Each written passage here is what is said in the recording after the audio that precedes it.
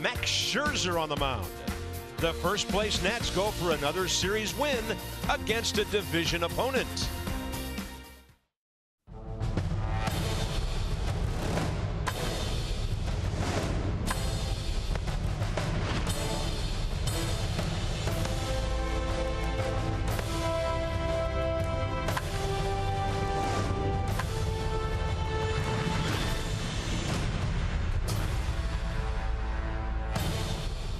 Things are clicking for the Nats on this road trip and in South Florida. Cloudy day, nice day, roof is closed. Some fans want to see the Nats take 3 out of 4. And we'll talk about him in about 15 to 20 years as a member of the Washington rotation. Bob and FP, welcome to Marlins Park. Could be a great wrap-up to the road trip. And you don't want this to happen too often when your starter goes out because of ineffectiveness or injury. The blister got Joe Ross last night. But the bullpen for the next 7 innings was amazing. Yeah, it could have killed the bullpen for a week or so. Dusty Baker talking about it last night after the game. But every move that the Nats and Mike Rizzo made in the offseason has worked out. This is why they got Yasmero Petit, for situations like this. Going into a game and getting the job done. And then Oliver Perez doing the same thing. Who makes Giancarlo Stanton look like that? Blake Trinan has been as good as anybody with his sinker. He gets the double play whenever he needs it.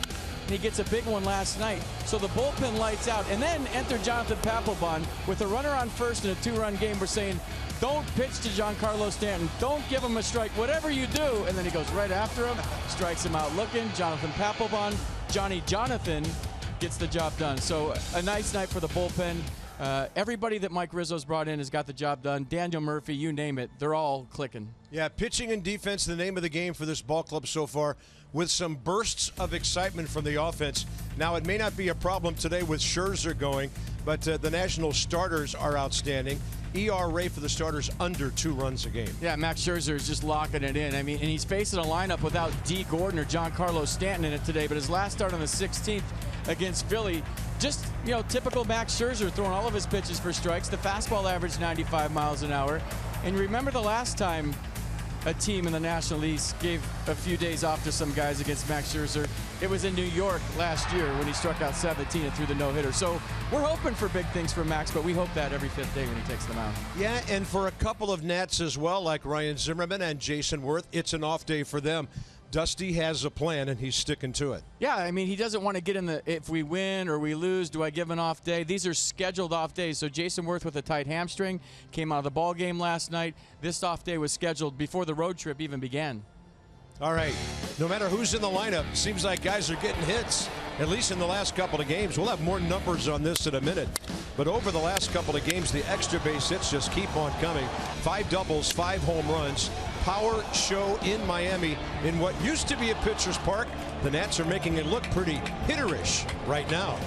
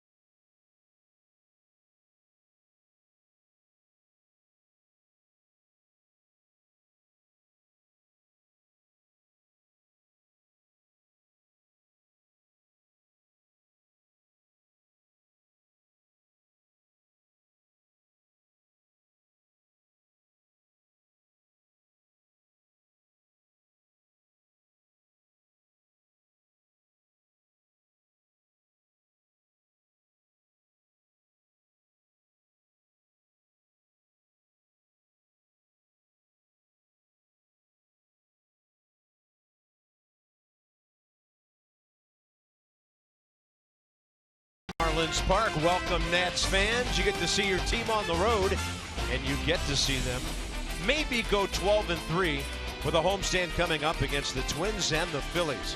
Nice day here, a little cloudy, a little muggy. How about the box score for the last two ball games? The Nats turned things around Tuesday night with a 7-0 win behind Steven Strasburg, 3-1 behind Petit, Ross, and company last night. Look at the hits, the multi-hits for the guys in this series. Daniel Murphy, by the way, has 5 out of 12. Has a 12-game hitting streak. The home run barrage was something to behold here on Tuesday night.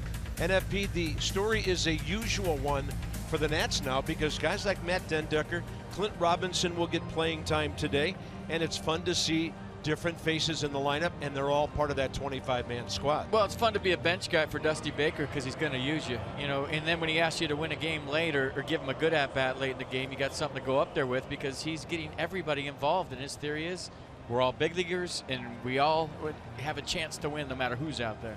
Take Daniel Murphy, put him 5th in the lineup, or in the case of today, put him 4th. He just keeps on raking, leading baseball in hitting.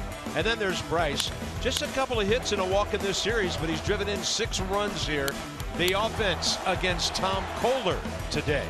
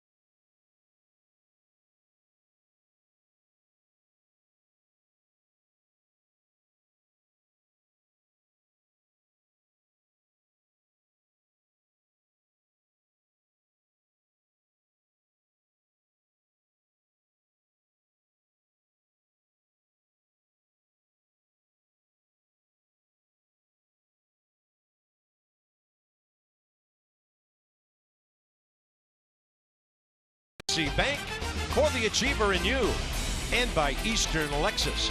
Some things are simply impossible to ignore. The strikingly designed Lexus NX Turbo and Hybrid.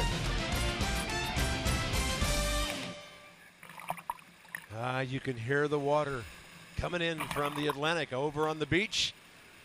Another great day in paradise. The Nats are getting ready for Game 4 of this series. Our microphones don't miss a thing in this town. And Matt Dendecker, you're looking at him. He'll be the leadoff guy today. The Nats come in hitting .251, 8th in the league. They're 9th in runs, 6th in home runs. And let's have a look at some game notes. If they do this, they'll be 4-0-1. That'll be better than anybody in baseball. Right now, the Cubs are 4-1. Orioles and Dodgers 3-1 in their series. Max Scherzer, well, he usually gets ahead and then really doesn't have to pitch off the stretch that much. Nationals pitchers giving up nothing but singles, it seems, lately. Team ERA 2.06, starters ERA 1.94. So Max coming in from the bullpen moments. Well, that's a live shot. He's right behind the second baseman right now. And then we'll segue to the mound after we see this lineup where the Nats will throw Dendecker, Rendon, and Harper out there. Murphy, Ramos, Clint Robinson to start. Michael A. Taylor down to the number 7 spot. But he's had a good series here with 4 hits. And on the road trip, well, just put all the twos together. 6 times on base, 5 runs scored. So here's Tom Kohler. 3-7 career, 445 in 10 starts against the Nats. That last start was on the 16th against the Braves. He received the 6-4 loss, lasted just 3 2/3, gave up 6 runs on 9 hits to the Braves, struck out 2, walked 1 through 72 pitches, 42 for strikes. So the fastball average is 91, slider, curveball change to complement the heater.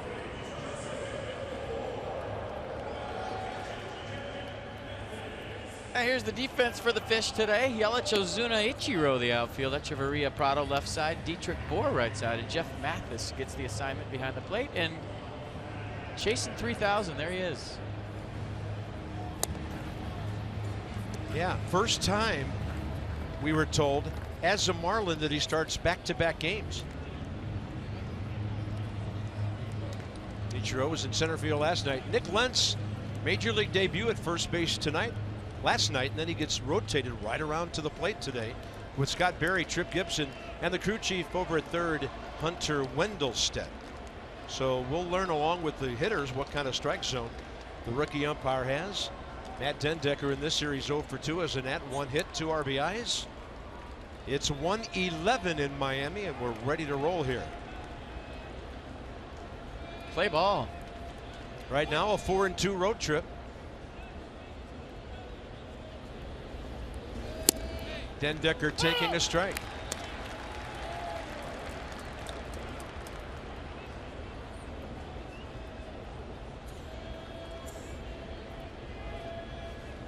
Against Kohler, career 2 for 6 is Matt.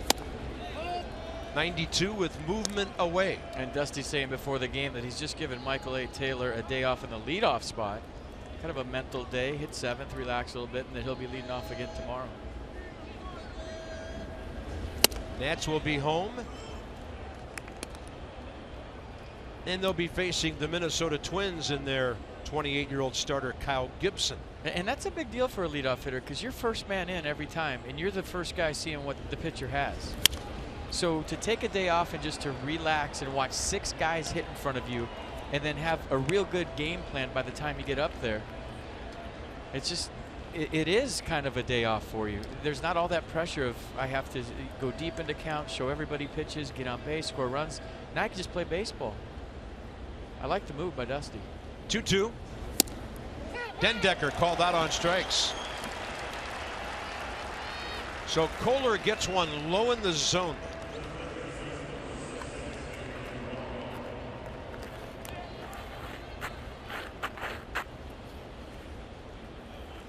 He threw that tailing fastball earlier in the at-bat, and that one kind of maybe a slight cut to it to come out over the plate.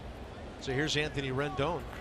Good career numbers against Kohler, 6 for 16, 5 walks, and RBI.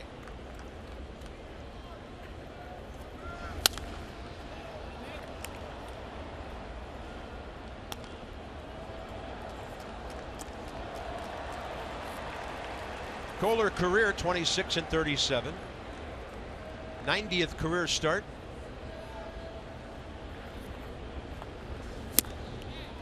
'86 moving away from Anthony, strike 2.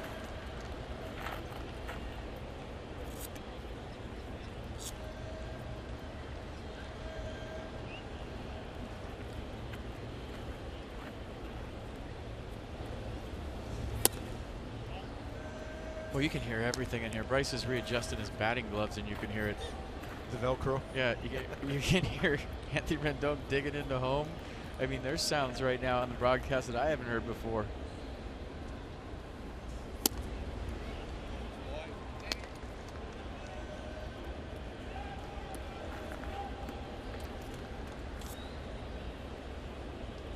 The Parab, as we call it, the parabolic microphone. There must be a lot of them around here. 2-2. Rendon, that's got a good sound, and that's a good play by Derek Dietrich. Plug that guy in anywhere, and he seems to do well. 2 outs. Oh, it's a big time hang with it for Anthony Rendon. You can't hit a ball any harder than that. But Derek Dietrich ready for action. Couple steps to a dive, makes the play. Shows the umpire the baseball. Trip Gibson says that's a catch. D. Gordon not that concerned about his job, but that was a really good play. Here's Bryce in the series, a sac fly, a walk, 2 for 11, the grand slam, 6 RBIs. And he takes Kohler deep again. Dead center. It is gone.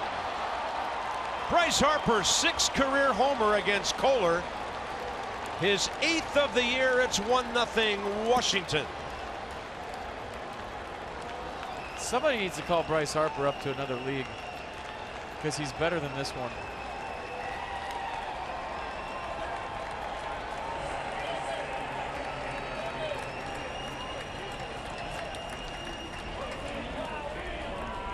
There goes the no-hitter. There goes the shutout. Miami Bryce strikes again. Somebody finally catches Trevor Story in home runs, and it's Bryce Harper. That's another ball that would not have been out of here last year. It would have been up against that wall back there. Unbelievable. So against Kohler, as I mentioned, 6th homer, 11th RBI, now 9 for 27 against him. And Murphy has hit Kohler well, but he lines it right at Ichiro. Not fooling anybody. The Nats, 19 homers on the year. Bryce Harper has 8 of them. He knew he got it, but in this ballpark, players are still getting used to him going out. There it is, into the short shrubbery. 1-0 Nats.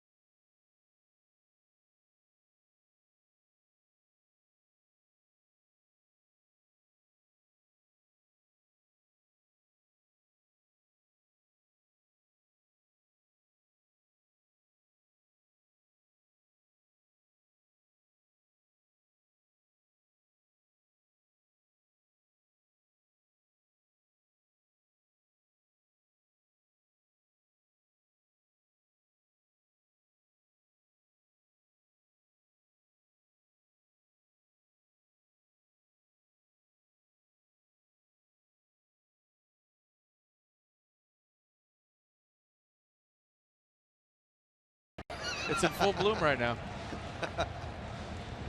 So Bryce does it again. RBI number 22 on the year. Here's the lineup Max Scherzer faces, including Christian Yelich, who's having a really good start to his season. 16 hits, second in on-base percentage at .517 because he's walked 13 times, and he's 3 for 9 career with a home run against Max Scherzer. Ichiro leads off. FP with more on the Nats starter right now. The last start, he threw the fastball 55% of the time at 95, slider 24, curve 11, changeup 10%. Ichiro, base hit. His countdown is on. 59 hits to 3,000. That's his second hit of this series. And you'd think the Marlins are going to be aggressive against Max Scherzer. Last start was on the 16th against Philly, 8-1 winner. 7 innings, 5 hits, 1 run, 7 strikeouts, and 108 pitch performance. Martin Prado has hit Max pretty well. In fact, he's the pick to click for the Marlins today, in their opinion, I would think. 9 for 19. A homer at Nationals Park. 2 RBIs.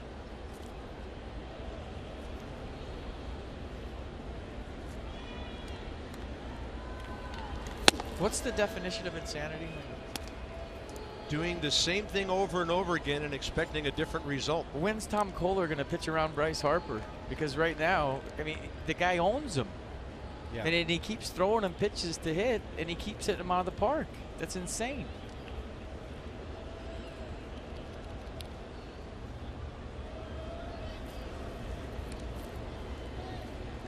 Ichiro this year, by the way, is 1 for 1 in steals.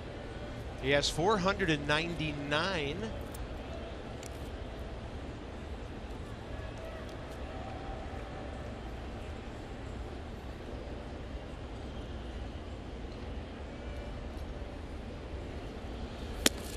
Low and away, ball 2.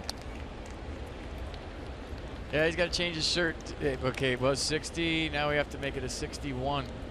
Or wait, 59. 59. I don't think they're going to have University of Miami math. I don't think they're going to have room for all those numbers. There you go. Cross out 60, make it 59. But you know what, Carp? I disagree. I think they got plenty of them. Yeah, if they use the whole shirt. I was thinking the white area there. But those guys, those shirts would be, well, they can deal with those shirts come September.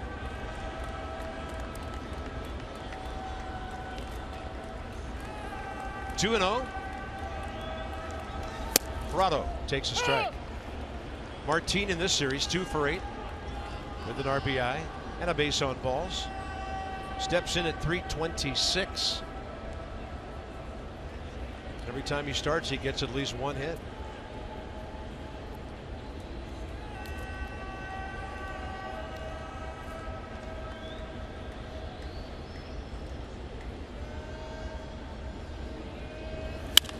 Ichiro really no sign of running yet. That's out into short left center. Center fielder, the guy who needs to take charge there, and that's what Michael A. did. So the defense for the Nats behind Max Scherzer today. Dendecker in left, Taylor in center, Harper in right, Espinosa Rendon left side of the infield, Murphy Robinson right side of the infield, and Wilson Ramos day game after a night game behind the dish. Yeah, Matt Dendecker gets a start today. Clint Robinson at first base. Some action early for him as he holds Ichiro. Kristen Yelich is number 3. 4 for 9 with 2 walks in this series. He doesn't have Giancarlo behind him today, though. It's Ozuna.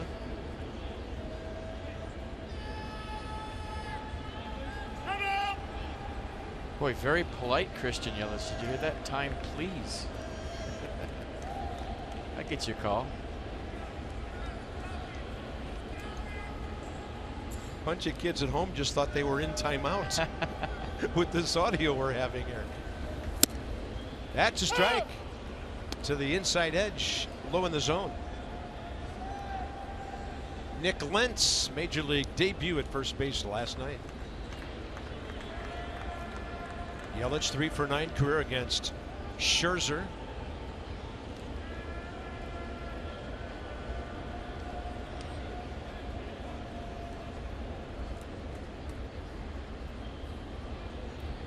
There's that long hold. Time, please. Again, Marlins fans booing Scherzer for stepping off. Their guy got time. That's why he did.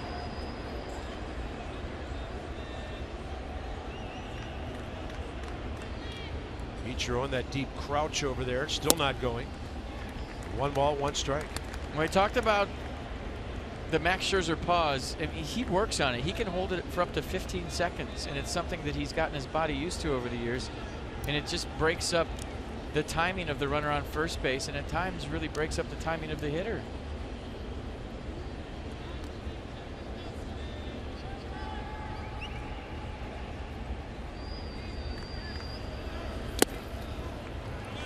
That ball short hopped into Ramos mid. Let's go inside the numbers with Jeep on Max.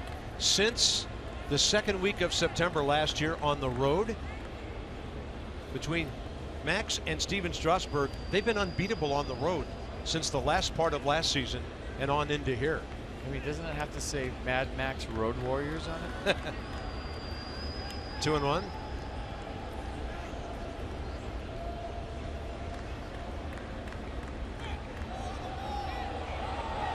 Another long hold.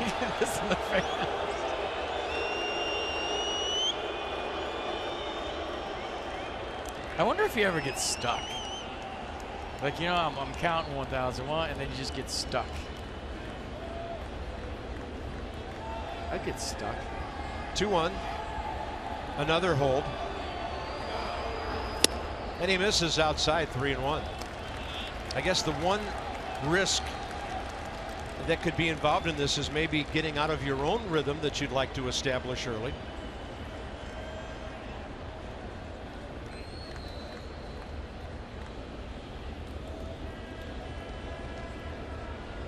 Bryce Harper, the shallowest of the 3 outfielders in right to the pull side.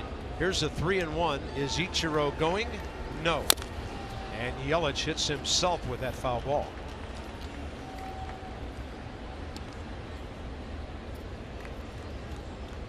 Max Scherzer against the Marlins, 15th career start.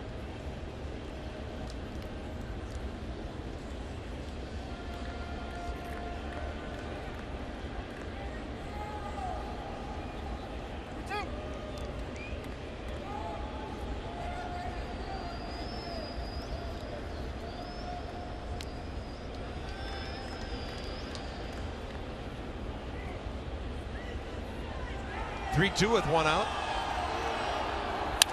And Yelich will get a base hit down the other way. Dendecker's got to be quick at the line. Ichiro to third. And Yelich wins that long battle with a one-out opposite field double. A nice piece of hitting right here by Christian Yelich. Just a two-seam fastball. Might have been a backdoor slider. Excuse me on that. Looking at it again, came back. He stayed on it. Good swing. Marlins in business here in the bottom of the first, second and third, one out.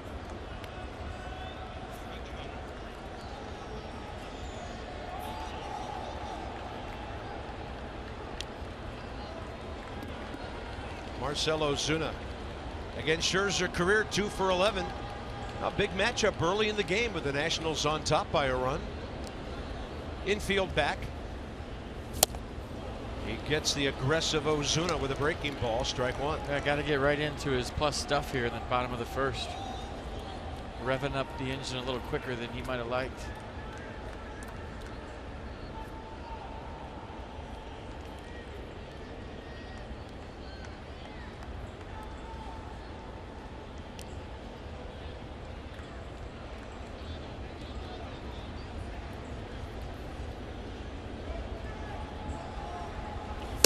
And the fastball inside, 1-1.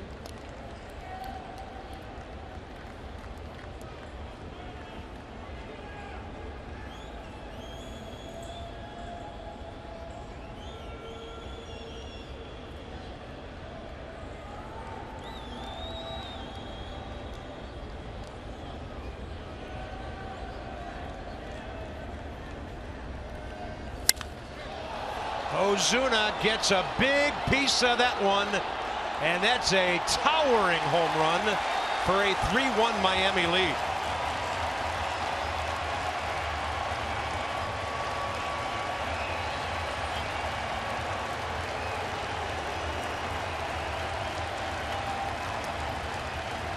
We talk about pulling your hands in to hit a baseball. This ball was off the plate in, and Marcell Ozuna just drops the barrel on it. Watch where this pitch is. Off the plate in, fastball 94, down and in at that. And you really got to fight to get your hands inside of baseball to keep that one fair, and Ozuna did. Putting his ball club up by 2 with the 3-run tater. Yeah, so no Giancarlo and no D. Gordon in the lineup today. So Suzuki batting leadoff gets on, and then Ozuna batting cleanup. 3-run shot. Justin Bour is next. Strike one to him. Off speed is away. Max Scherzer gives up his 4th home run of the year. Bour 2 for 12 against him.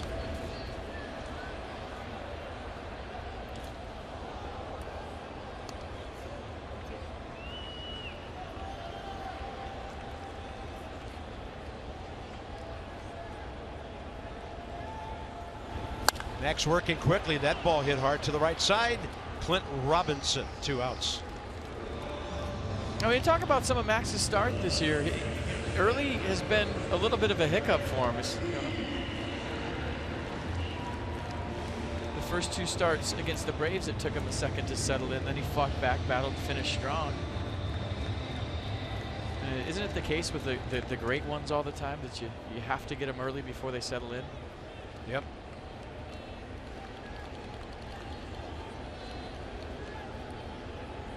Pitch number 20 coming. It's Derek Dietrich, who might have cost the Nats a run on that Rendon drive he speared.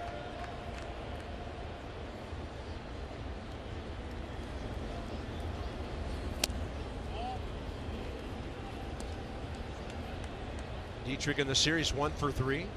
A home run here. last night, 5th inning against Yusmeiro Petit, the only blemish on the bullpen. And on the year, he's only had 12 at bats, 5 hits.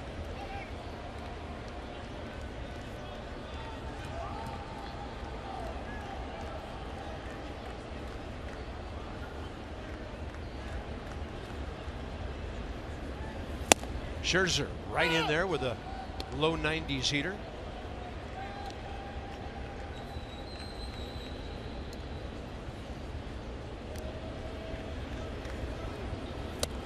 Two-out walk.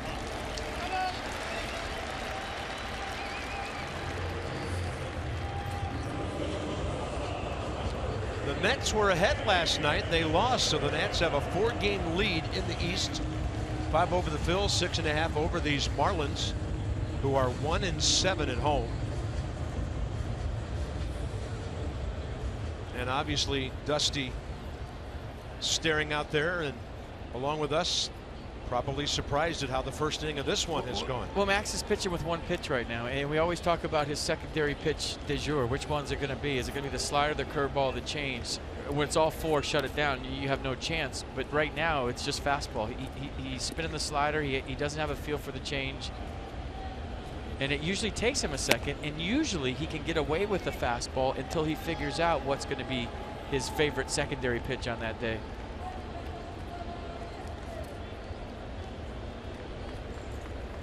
But, you know, in the great games we've seen him pitch, it's all 4 right out of the gate. But sometimes it takes power pitchers a second to settle in, and right now he's figuring it out.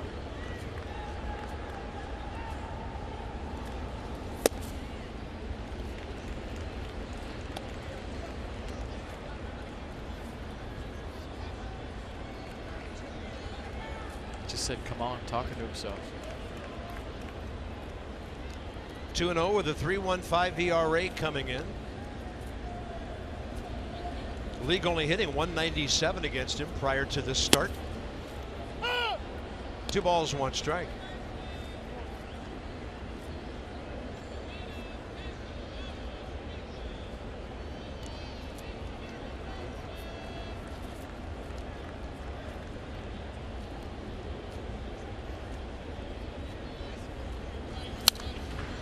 And then the longer you've done it, the more times you've been out there and been in this exact situation, as a veteran guy, you know what you have to do to make the adjustment.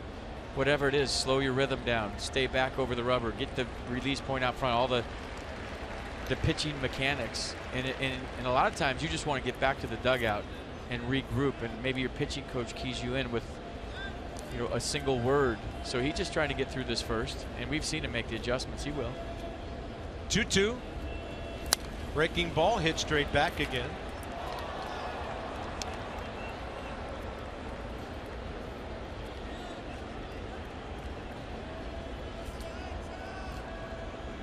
But his release point today to me early looks lower than it was his last start.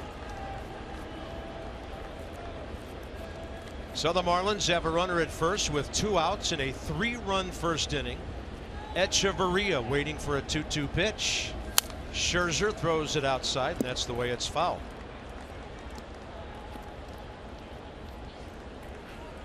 So a base hit by Suzuki, a double by Yelich, and then Ozuna, a 1-out 3-run homer answering Bryce Harper's homer in the top of the inning.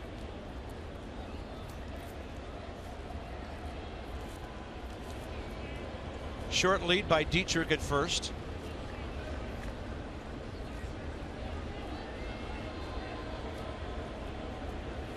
And a drive to the right side. Murphy has it.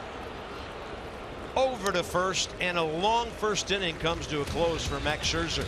Wilson Ramos is hitting .313. He'll lead off for the Nats in the top of the second.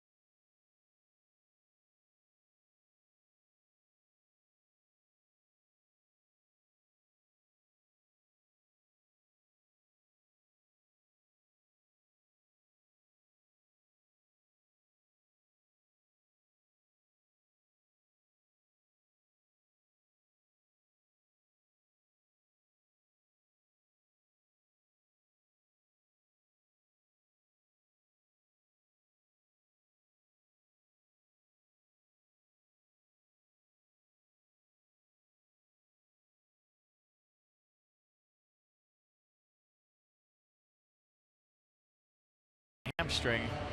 And we're glad that they're both okay today. 3-1 as we go to the top of the second inning. Come out to Nats Park on Tuesday, April 26th. Nats take on the Phillies. It's game 1 of a 3-game series. First 20,000 fans in attendance to receive a Teddy Plush window clink. Visit nationals.com to purchase your tickets today.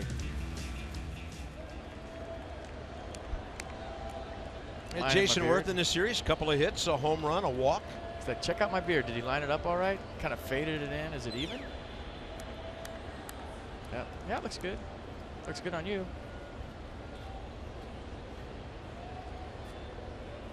They have a barber here at Marlins Park. And he's very famous for doing all the haircuts to all the players that come in on the other teams. Trims your beards up. Hugo, great guy, has been here for years.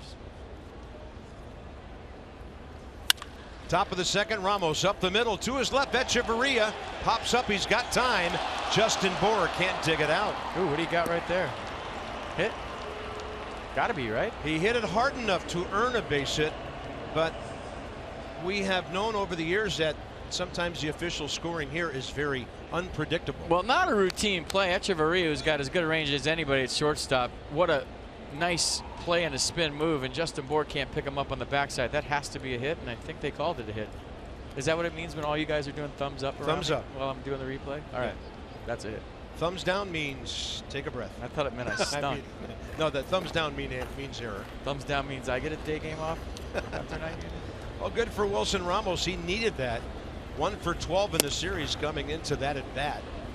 So the Nats have their second safety of the afternoon, and here's Robinson, then Taylor, then Espinoza. Clint Robinson 0 for 1 with a walk in the series. 1 for 13 on the year, but he has a homer career against Kohler. I'll tell you what, there's been some loud noises in this game early. That's the 4th hard hit ball for the Nats out of 5 hitters.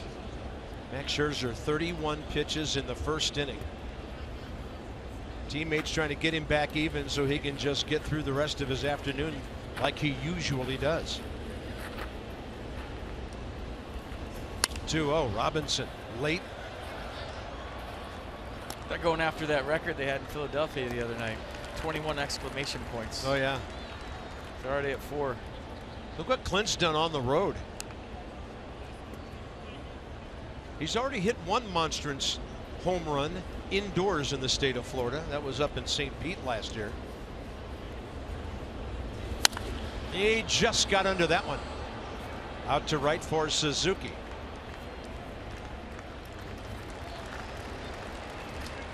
One on, one out.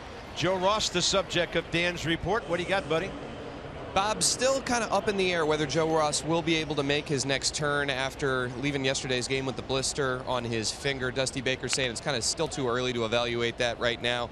Mike Maddox has a few options how they can adjust the rotation depending on how Ross recovers.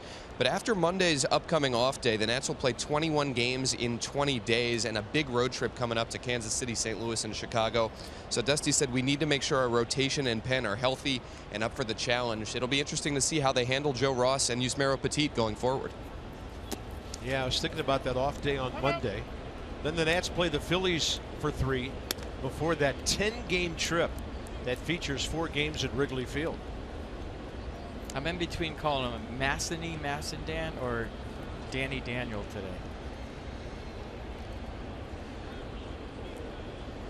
Taylor in that number 7 hole today, and he slaps one out to right center. It was almost a tweener. Ichiro Suzuki comes and gets it for the second out. Boy, he can still fly at the age of 42.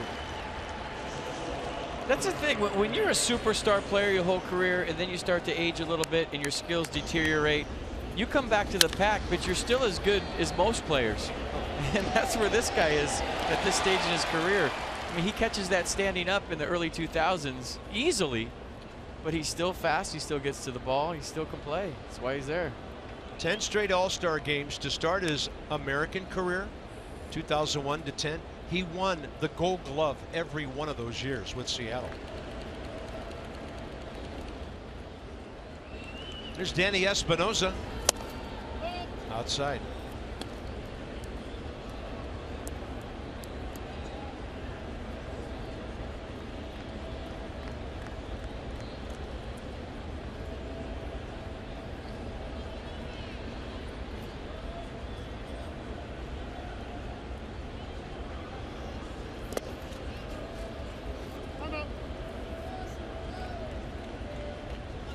how about that number, Danny? All of his hits on the road.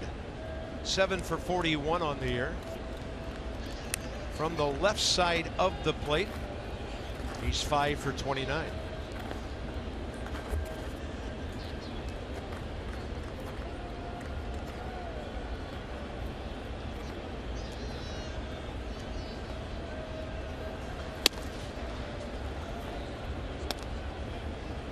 I mean, this would be a good time to let it rip. It's obviously Tom Kohler's pitching around Danny Espinosa to get to Max Scherzer, but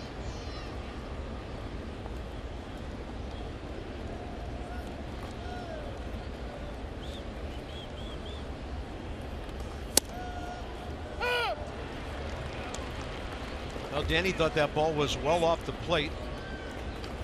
3-1.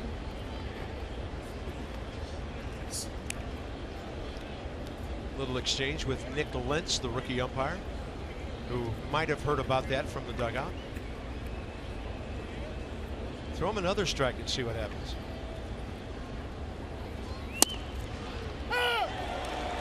He likes that inside corner down low, and it's 3-2. Nissan will track it. Well, that was better than the 3-0 pitch.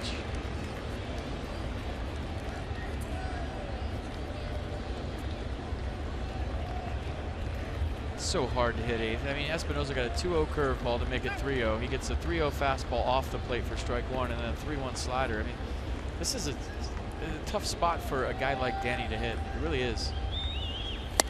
And with the runner on the move, Kohler comes back to strike him out. So the Nats get a leadoff Ramos single. That's it in a 3-1 game.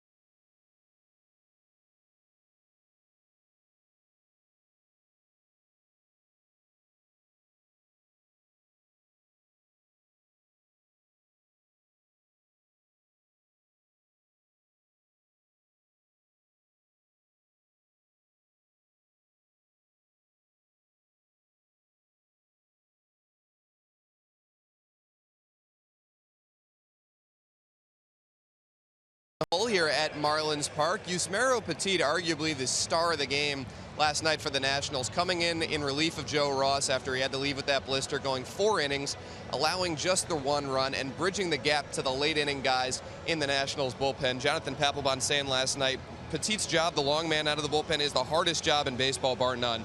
Jonathan said he was phenomenal last night. And Dusty Baker said today, Yusmeiro saved the game for us, and he saved our bullpen for the next 2 to 3 days as well. If Petit isn't able to go those 4 innings and be so effective, a lot more relievers need to get churned up. Meanwhile, the Marlins continue to sting Max Scherzer. Base hit. Their catcher, Jeff Mathis, who's now 3 for 11 career against Max. That's Jeff's 3rd hit of the year. By the way, over 2 million vehicles sold and counting. Dan with Arcoons.com sideline report. I mean, that's why they got him for last night in situations like last night. And he's right in his comfort zone, right in his wheelhouse. The phone rings, I'm in the game, and I'm going to be the hero tonight and save some innings. That's what he does best.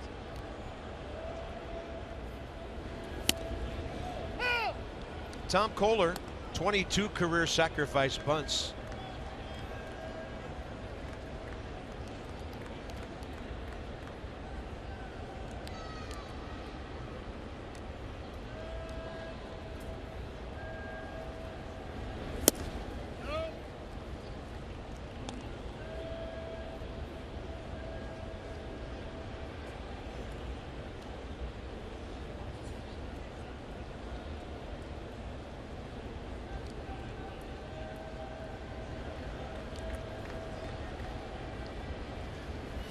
1-1, lays it down, deadens it nicely.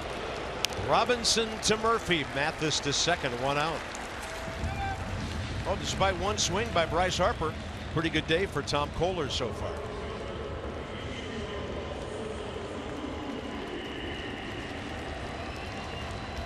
Top of the order, Ichiro.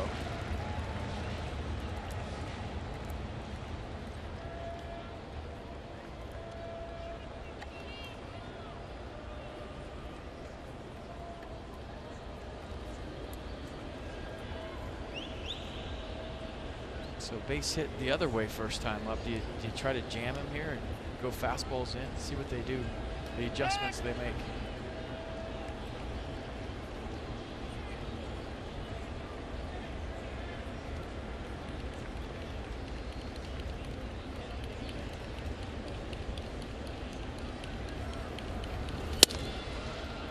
Inside. Ichiro, a couple of batting titles with Seattle. Hit .350 in 01, .372 in 04, and twice he hit over .350 and didn't win the batting title. Maglio Ordonez hit .363 one year, and Mauer hit .352. That 01 Mariners team won 116 games. They were amazing.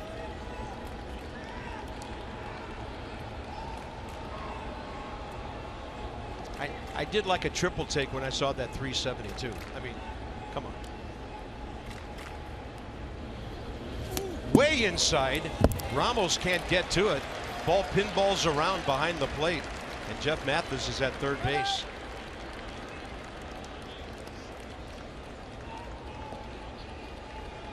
Well, just mechanics a little bit out of sync for Max Scherzer, to say the least, here early. And you usually don't see him miss a location like that. Just kind of overthrow. Jerks that one across, almost like he was aiming that. You saw the finish.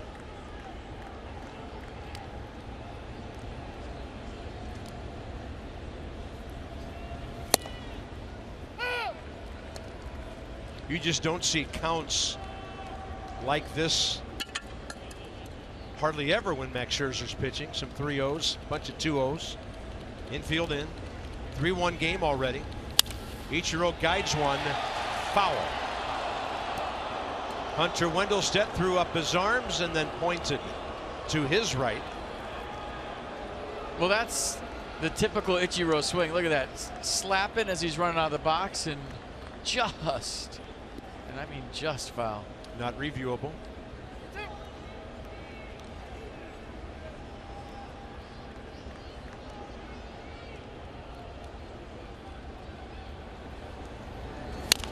Ichiro gets jammed that time. Tough guy to strike out. Yeah, so far this year, 16 official at bats, no Ks, 1 walk. So there's the inside trend to Scherzer's deliveries here.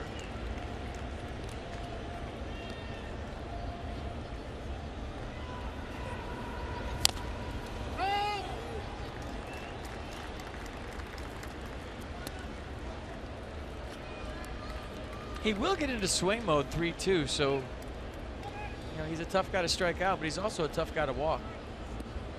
I mean, swing mode meaning that once he starts swinging at 3-2 pitches and fouling them off, it's hard for him to stop.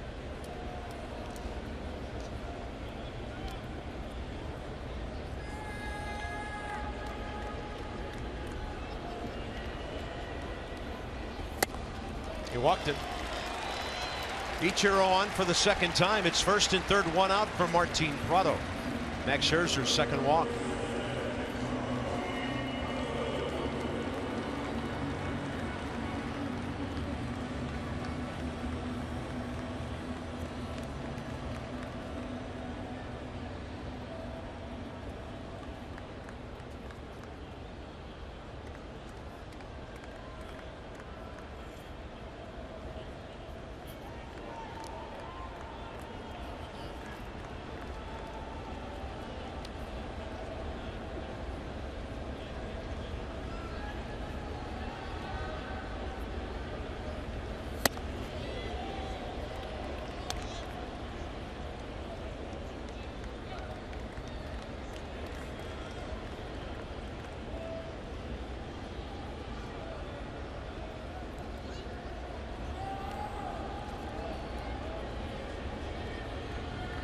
what Espinosa and Murphy are looking for here.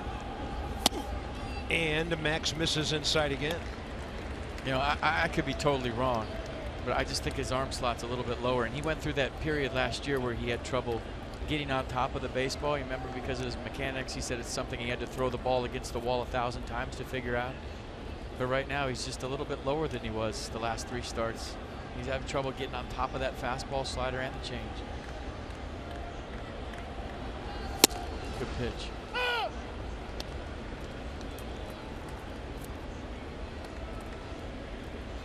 telling you, he'll figure it out. He just got to minimize the damage until he can.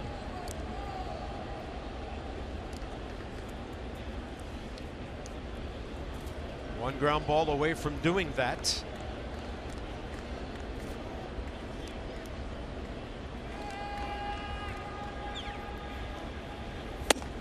Change up, and it just floats way up and in off the plate.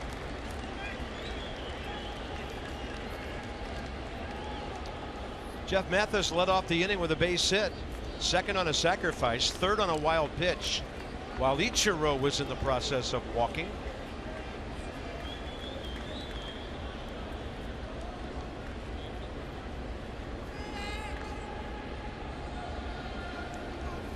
(3-1) and Prado plugs the gap. Home to score is Mathis. Ichiro to third, and the Marlins lead 4-1. That's Martin Prado's 10th career hit against Scherzer in 21 at-bats.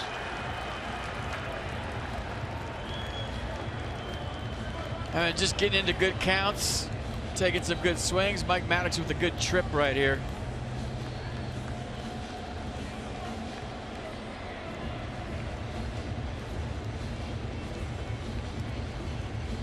And I think a lot of times when you don't have your release point out front and maybe your arm's dropping a little bit, you'll see pitchers get back into sync with a curveball. Now I really got to get out front. Yeah. I really got to get on top, and I have to change my arm angle and my release point, and then it'll inevitably help you out getting your release point back for your fastball. It slows everything down. So let's see if they go first pitch curveball right here, or something slider curve to get him out front again.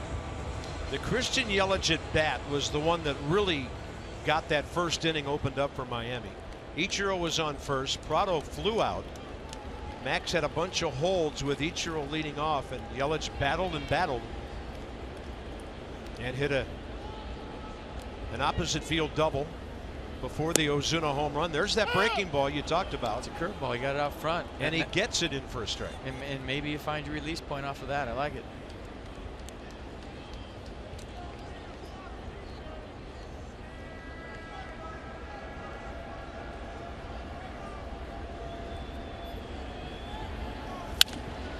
Yelich jammed, and this one slicing.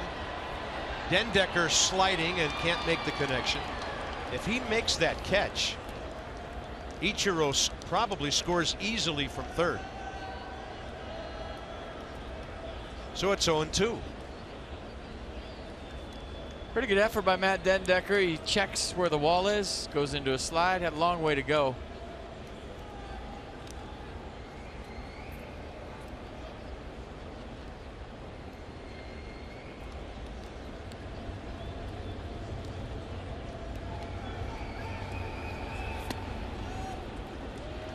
That ball really turned over on Wilson Ramos. He had to reach out to get it.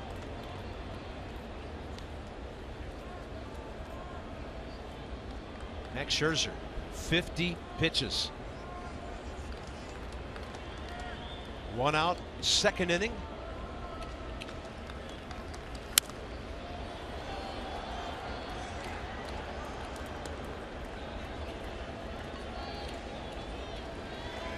Yelich is at 288, 284, and 300 his first 3 years in the big leagues. Hurt last year.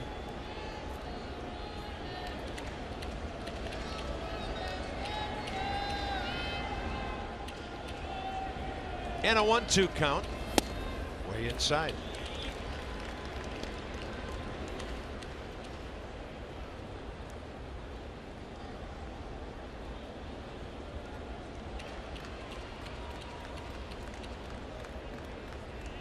So Suzuki at third, Prado at first base.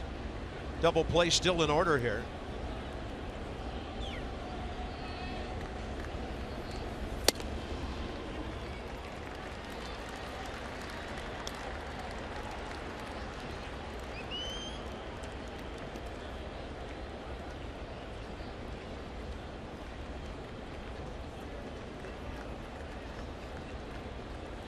5 hits, 2 walks already.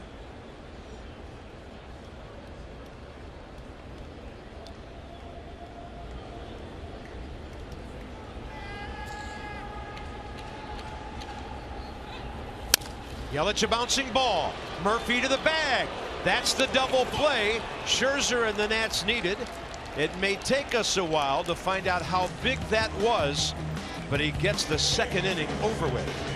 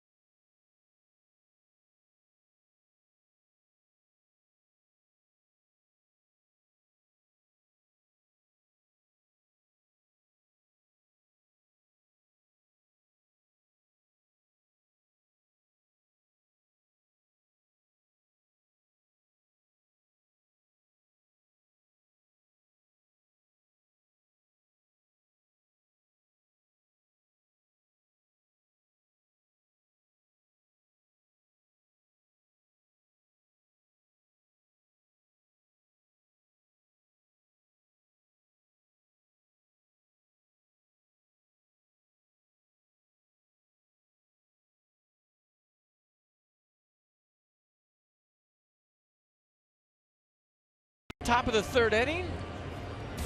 Come out to Nats Park, folks. It's the Junior Nats Kids Club presenting Kids Opening Day, Sunday, April 24th. Celebrate Screech's birthday with Signature Sunday, and kids run the bases as your Nats take on the Minnesota Twins. Hoping the Nats run the bases too. Visit Nationals.com to purchase your tickets today.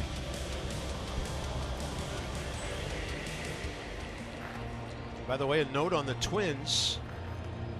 They are at Milwaukee to wrap up that series today. They haven't won a road game yet. So they're coming from Milwaukee to DC. Joe Mauer. Yeah, it's going to be a fight the rest of the way to get back in this game. Joe Mauer's raking. Well played. Outside ball 1. Max Scherzer the hitter. He is 1 for 8 with a couple of RBIs and a 186 career hitter.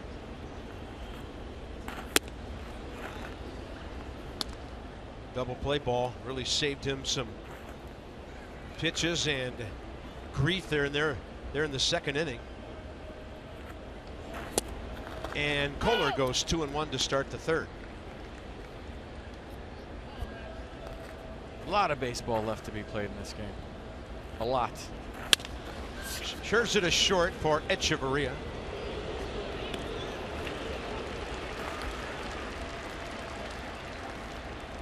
Dendecker and Rendon, the next 2. One of those guys gets aboard to get Bryce to the plate here in the 3rd. Things could change in a hurry. If Bryce gets the pitch a hit, I'm jumping on his booth. Seriously. Brian Goodwin, we know him well, and so far with Syracuse, he's hitting .372 this year, and that's from our friends at PNC Bank with our insights. Brian, 25 years of age from Rocky Mount, North Carolina.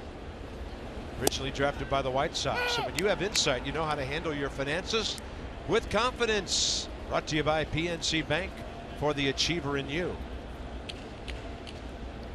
Dendecker struck out looking first time. Kohler rolls in the breaking ball. 0-2.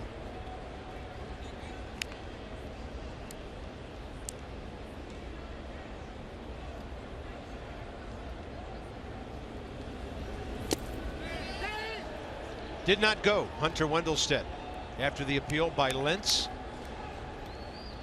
Hunter's down there going, oh, that's how you do it. You check.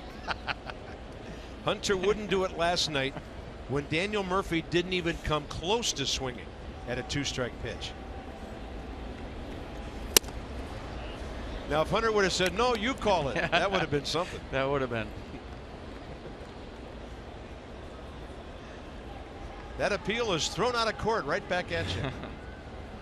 Nats need base runners.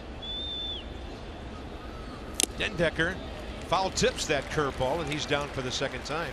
Tom Kohler, third strikeout.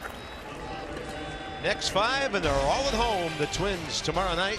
WUSA 9 joins us. Day games Saturday and Sunday. Gio goes tomorrow night, by the way. We have an off day Monday at home. Phillies Tuesday, Wednesday, and Thursday. Gio and Kyle Gibson tomorrow. Tanner Roark and Phil Hughes. And then, quite a matchup on Sunday. Steven Strasburg and Irvin Santana. So the Nats will see a couple of the better arms from the Minnesota rotation. How good was he here 2 nights ago? Great. And he had to wait till the 7th inning for some offensive support. Anthony Rendon fouls one back. Kohler's been getting ahead. 27 pitches, 15 strikes for him. First 2 innings. And he's trying for a 1-2-3 so he doesn't have to face his nemesis.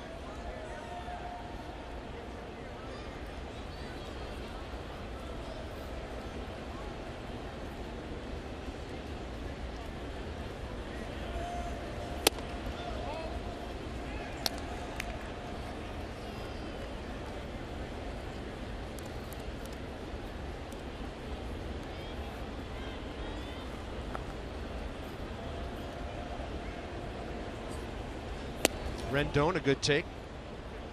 Count back even. Anthony in the series 2 for 12. He's had some hard luck though. He's had a few hard hit balls at guys. Been on base 5 times here. And Kohler tried to get him looking with the front door breaking ball, but it just didn't make its way back. How big is this pitch coming early in this game? Big. It's huge.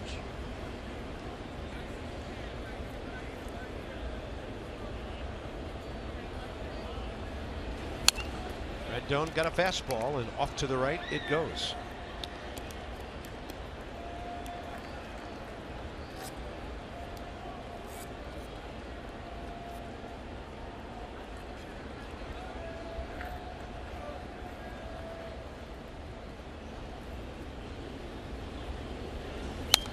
I'm telling you, when you're hitting in front of a guy like Bryce Harper, you feel the pressure, air quotes pressure, to get on base, to move the line to him however you can. And while you might not be thinking it specifically in the middle of an at-bat, when you're walking to the plate, Anthony Rendon's thinking, I got to get out for Bryce Harper. I mean, it's always a thought that you have, even a leadoff hitter, 2 hitters away. Anthony, quite a battle here. Yeah, everybody thinks you're in the easy chair because you're going to see all fastballs, but mentally not that way, right? I mean, you don't think it every single time, but hey, if you're down by 2 and it late, if I get on for this guy, it's a tie game. Those thoughts go through your head. What a great at bat. And here comes Harper. Anthony Rendon, 7th walk of the year, 4th in this series. Great at bat by Anthony Rendon. I mean, he fouled off some borderline pitches, late swings, letting the ball travel, took it out of Jeff Mathis' glove, and now the line moves to Bryce Harper. What a star by that at bat. That was a good one. By the way, Bryce now has the longest consecutive game RBI streak of his career, 8 in a row with his home run today. He has 3 hits in this series, and he's driven in 7 runs.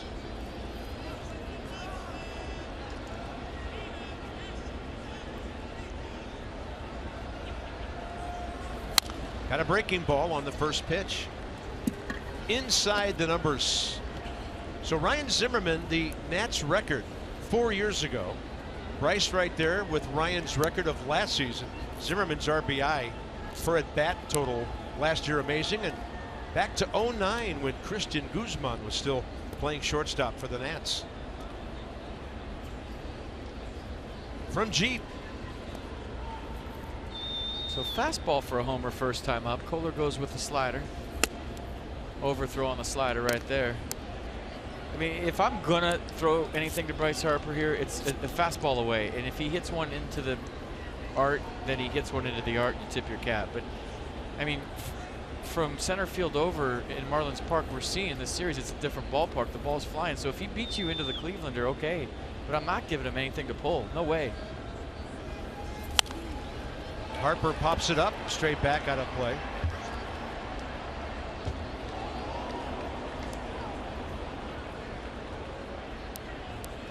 I was watching the center fielder, Marcell Ozuna. He came in a couple of steps on the foul ball, but prior to that last pitch, he was playing downtown. He was. He's one street west of Brickell, which is the main thoroughfare north-south through downtown. It's a lovely shot. Not often you get center fielder, shrubbery, and art in the same shot. 1-2. Harper chops an off-speed pitch to stay alive.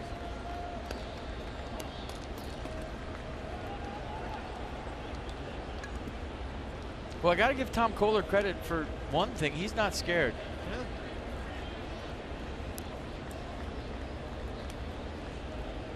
Kohler has given up. They still have not harvested that baseball tree yet. That's right.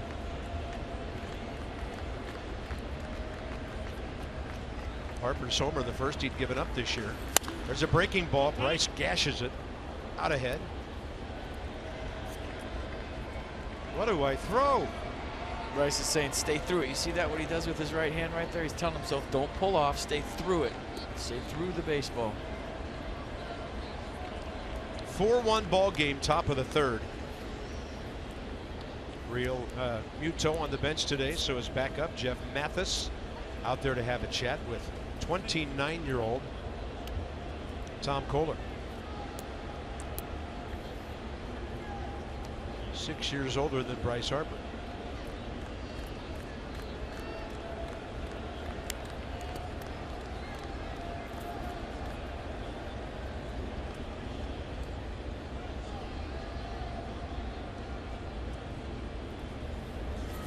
Harper looked like a straight change. That thing diving away from him. And Tom Kohler, who has struck out Bryce 7 times career, doesn't give up the long ball that time.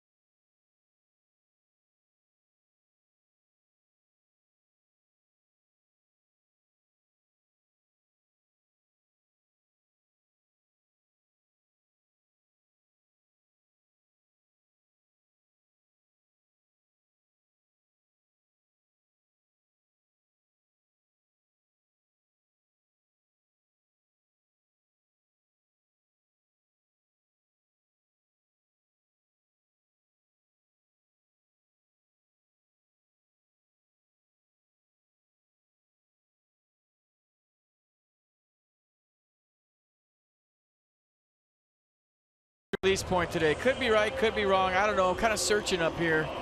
But there were times last year when his release point dropped. And it's because of mechanics. But you look at his last start right there. The arm's a little higher than it is today. Not much. It doesn't take much to, you know, drop down and have it your fingers on the side of the baseball versus on top, and to get that sharp movement that we're always used to. So could be something, could be nothing. I thought, and I could be as wrong as ever, that his release point was a little bit lower today than it was in Philly. We'll see if he gets it up there and makes the adjustment. I have a follow-up question, sir. Ozuna, first pitch swinging. He homered last time up, and Bryce Harper is camped under that one. What exactly happens to the fastball and other pitches when you drop down too horizontal? Well, it flattens out. You lose command, and you don't get that nasty sink or the cut that he has sometimes, or that, you know, the nasty slider when your fingers are on top of the baseball and your arms a little bit higher. And maybe a little too quick, you're flying open, you're rotational toward your own dugout versus through the target. There's a lot of things that could be going on, but this is all me just speculating up here as a hitter and not a pitcher. But it seemed to me, and the guys did a great job in the truck of split screening that it's a little bit lower today. Okay. And for whatever reason, I don't know. 1 ball, 1 strike to Justin Bour. Bouncing ball to Clint Robinson. First time for the Virginia native. And a 1-1. Some zip on that 92.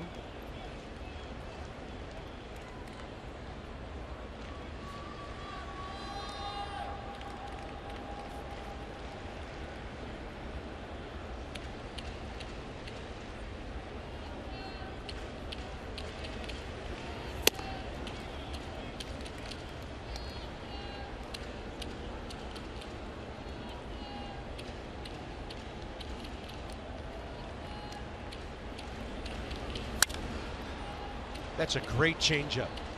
He had the hitter's body, hands, everything else out in front of that ball, and a fly ball for Taylor. 2 outs on 7 pitches here. Joe Mauer's off to a hot start. They're saying he's back to his old form. Twins are coming to Nats Park April 22nd to 24th. Celebrate the first 3 game set of the year. Pups in the park on Saturday. I'll tell you all the breeds of dogs on the air. And kids opening day on Sunday the 24th. Visit nationals.com for tickets. Min. Hey, they got a couple in the first at Milwaukee today, so it's Min 2, Mill 1. And here's Dietrich. Love it. That looked like those old light brights he used to have as a kid. Remember that? You put the lights in and make shapes. Yeah, yeah.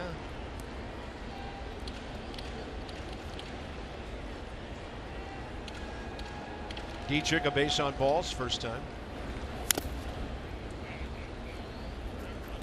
Now Max starting to get some better pitchers counts.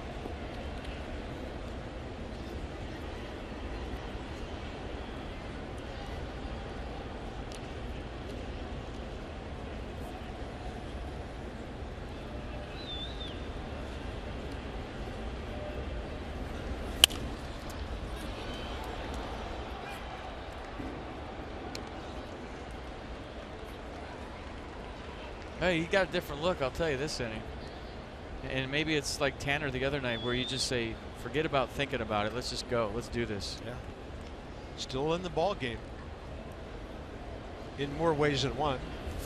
And he blows the fastball, 94. Nice. So that's the heater of the day right there. 1, 2, 3 for Max Scherzer into the 4th. Murphy, Ramos, and Robinson upcoming.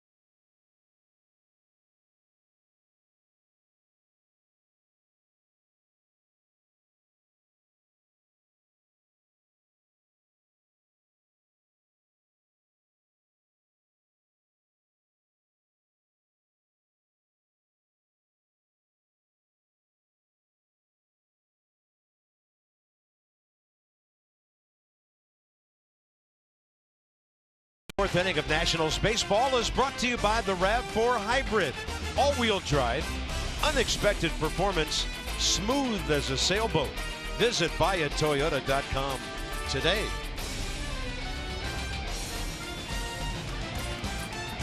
Lake Michigan. Masson Beach Cam. Top of the 4th inning, Murphy, Ramos, and Robinson here. Daniel Murphy hit the ball on the button. Out to right center, Ichiro went over to cut it off and caught it last out of the 1st inning. Ramos has the base hit.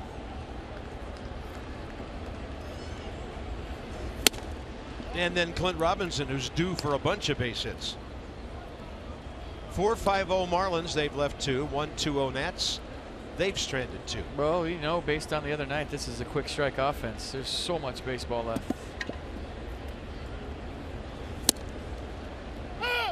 Nick Lentz continues to like that inside edge. Murphy debates it. So he's first coming in at 429. Third, getting on base half the time, slugging. 21 hits. And tied for first with multi-hit games. That is too far low and inside. Had to bolt his first time up to right, too. Yep. You know, we were talking about getting a reading on the umpire. First time we've seen Nick Lentz, obviously setting up over the right shoulder of the catcher. He likes that inside corner. Middle name's Contact. And Murphy, I don't know if the ball got the ground first, but he got taken right out, his feet from under him, and he's at first base with nobody out. Hey, and keep going and run that thing off. He got him good. Did you hear him yell? Oh, that was higher than the foot. We've heard him yell that when he has a near miss, but that's behind him, right in the kneecap. And that's a couple Nats hitters that have been drilled in this series. Jason Worth by Jose Fernandez, and now Daniel Murphy. And whether it's on purpose or not, when you start hitting your guys, players take notice. They don't care if it's on purpose or not. Don't mess with our best hitters. You'll hear that in the dugout all the time. Terrence Long in Oakland used to say, "Don't mess with my ring," whenever they hit Jason Giambi. Ramos base it up the middle off the glove of Echeverria, who got it to first, but Bohr could not handle the low throw, and they gave Wilson his 16th base hit of the year.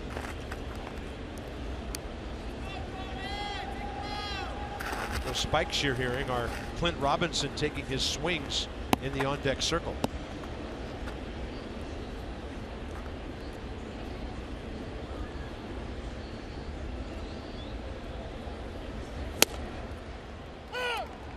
One.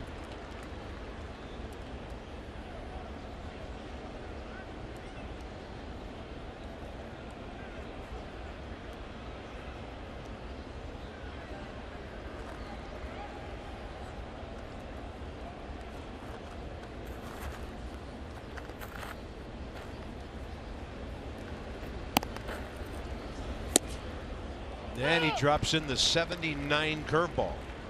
Kohler has mixed things up well so far. Nissan will track it. Looking fastball, got the curve. You can tell by his take he's on it, though. Foot down early, kept his hands back. He can hit that pitch if he wants to.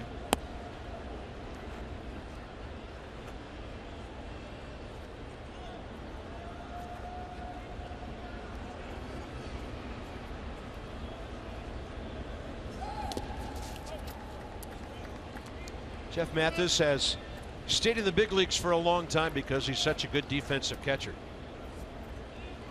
And we saw a valuable last night with Wilson Ramos blocking the ball, keeping the double play in order with Blake Trinan on the mound. Mathis' 12th year and his 4th in a row here in Miami. Longtime Angel, a stop in Toronto in between. 2-2 to Ramos.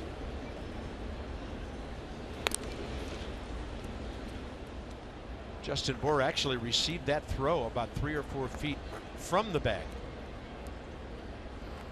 Playing in front of Murphy.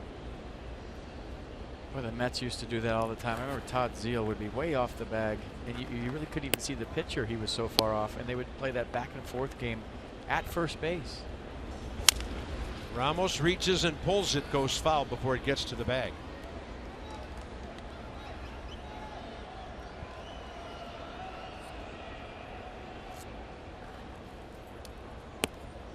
Nats are down 4-1. They've been out hit 5-2. But the Marlins had a big time chance to add on to their lead in the second inning. Max Scherzer got that double play ball. Then he had a 1-2-3 third inning. So the offense trying to change the feel of this game. Ozuna, that 3-run homer in the first, the big blow. Ramos out to left center. Ozuna over to get it in the short gap. That's 1 out.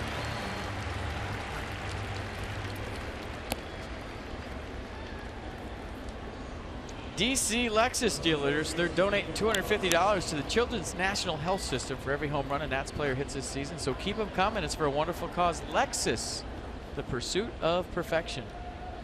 I see what the truck's doing here. Yeah. Michael A. hit one last night. Clint Robinson has one career against Kohler. He's due.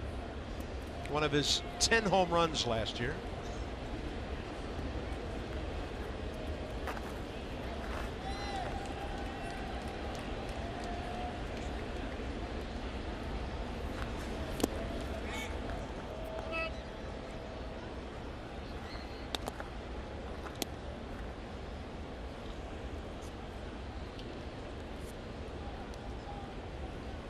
Two hits in the game. Harper's homer first inning. Ramos infield hit in the second. A walk last inning to Rendon. Murphy here hit by a pitch.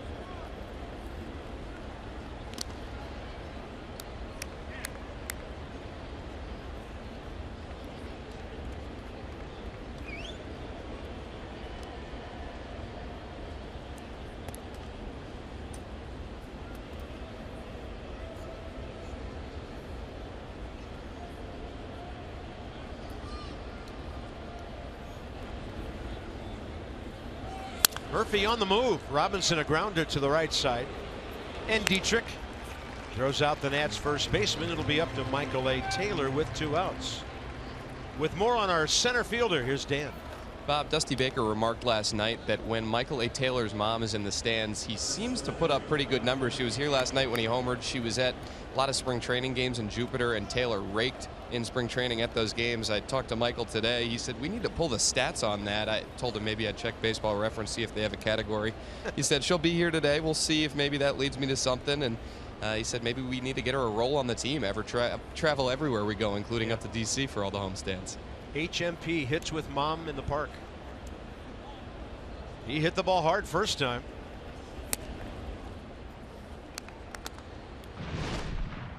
Yeah, last night he struck out his first 2 times up and said, so what? Boom, right center field. Second home run of the year. Into the baseball trees. Yeah, that Zimmerman's the other night. Harper's today. 3 balls that would not have been home runs here last year. And you and I were talking before the game about the new configuration here. The Marlins have had 2. So in this series alone, 5 home runs.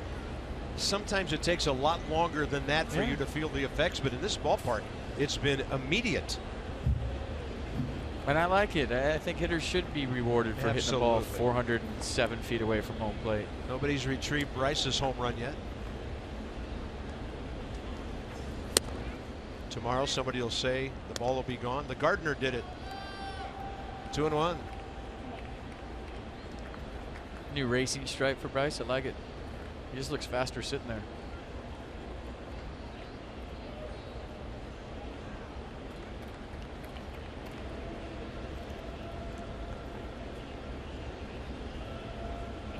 Two and one. They play him straight away for the most part. Some late break on that 83 and the count's even.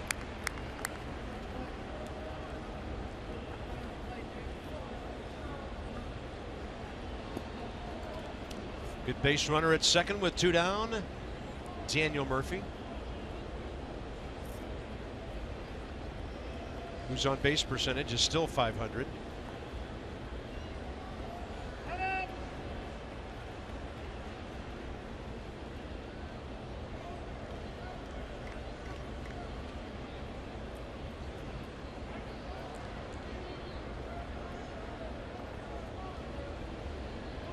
Kohler working slowly here with 1 man on base. Good take. 3-2.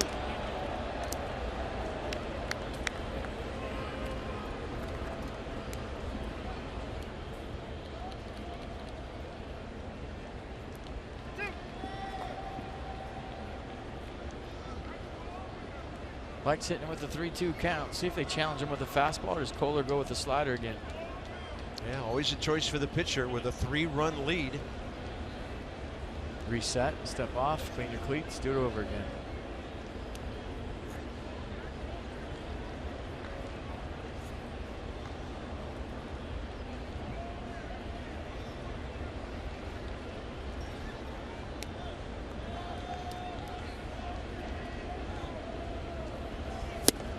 He dropped one under Taylor's bat. So the Nats have had their leadoff man on 2 of the last 3 innings. Can't score. Still 4-1.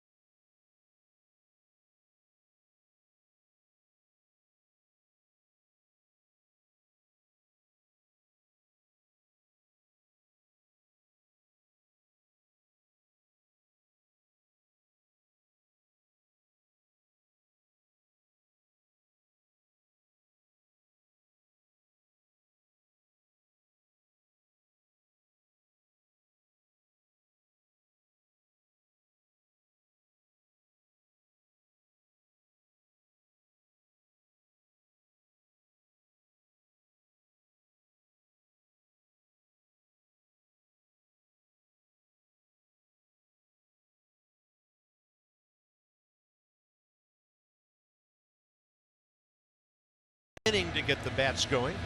Bud and Burger packs presented by Budweiser on sale at the ballpark when the guys come home tomorrow night. Get a Thursday, Friday, or Saturday game ticket plus a beer and a burger. It all starts, all of it, at $35. Some restrictions apply. Visit nationals.com/Bud and Burger.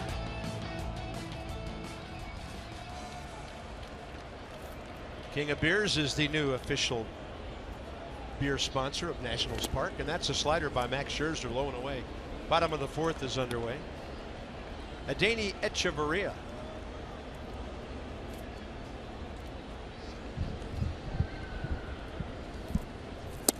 Bouncing ball to Murphy, his first time up. So Max had a 10-pitch 1-2-3 3rd inning, the best scenario for him at that point of the game. Let's see if he can keep it going.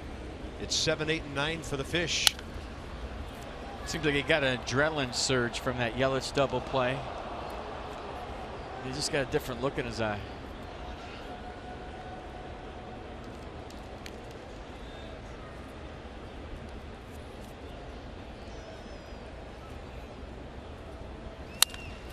Left side, Rendon to his left. Max keeping the ball down. He's retired 5 in a row, encompassing 6 outs, starting with that double play. And Jeff Mathis is next. You know, I don't know if it's the case with Max today, but as a hitter, Carp, there's times you're thinking too much up there, and then you just tell yourself, swing hard in case you hit it. And take all the mechanics out of it. You've probably done it golfing before where you're thinking too much and just swing. Yeah, and I think, you're right. Or better yet, just compete. And it takes all the, my hands are here, my stride is here. It takes all that clutter out. Just compete. And Max Scherzer is as good as anybody in baseball, better than most at competing. And now you become an athlete. You get to your release point. Everything kind of happens in the process because you throw all the mind clutter out and say, let's go, let's just compete. And you feel like that's what he's doing right now. Mathis a base hit. Early in the count, leading off the second, got their 1-run rally going. Prado drove him in. Counts even 1-1.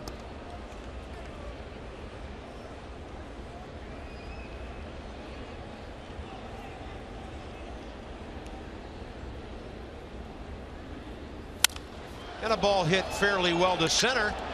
It'll back up Michael A. 2 outs.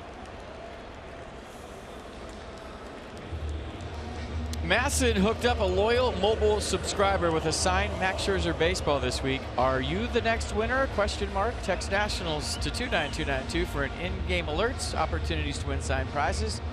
That's Nationals to 29292. Nice. All right. Kohler sacrificed first time. Loud contact. Late for it. Oh, and I'm glad it missed the concessionaire who was going up the aisle, not looking at the field. That was tracing, and it had him written all over it, Yeah, and it just missed him. He almost took out the Bud man. I saw it happening. 0-2.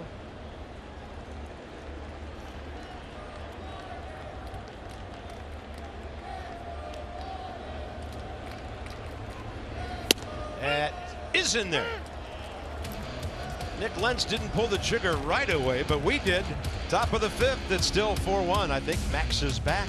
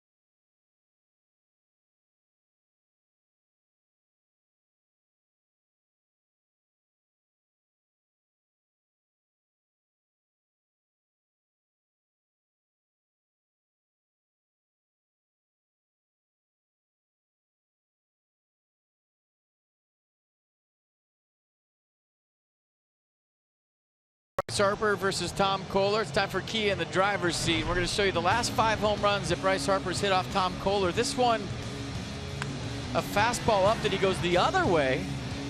Another fastball up that he rolls the wrist nicely and pulls it. That looks like a curveball, maybe a backup slider. And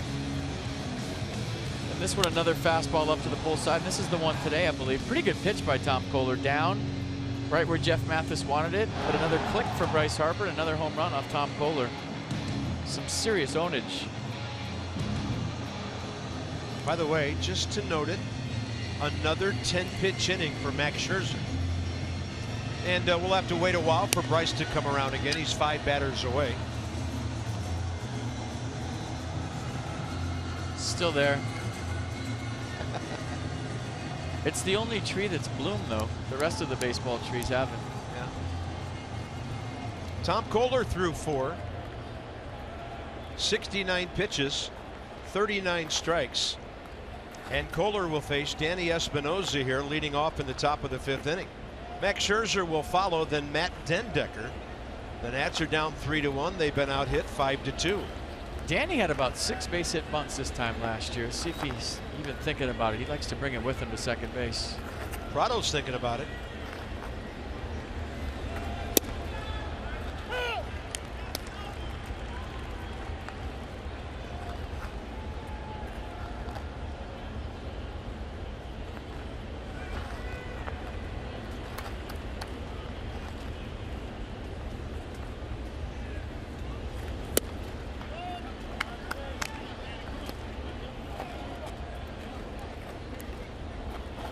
Nats haven't had a hit since Wilson Ramos leadoff single, second inning.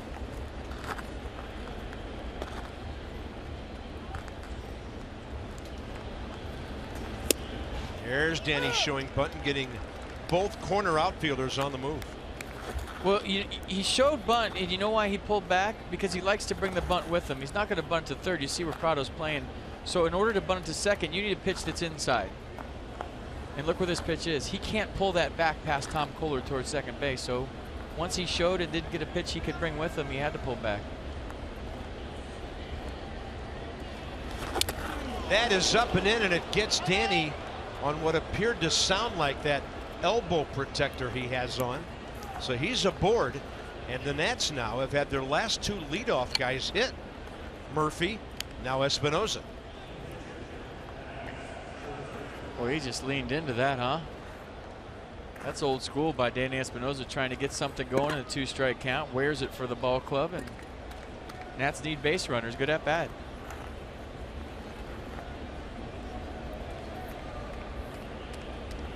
Scherzer bouncing ball to short. Max, 16 career sacrifices.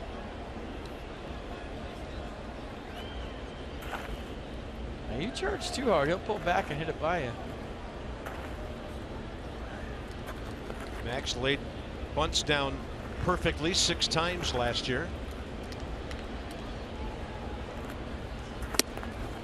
Kind of took a stab at that one and missed it 1-1.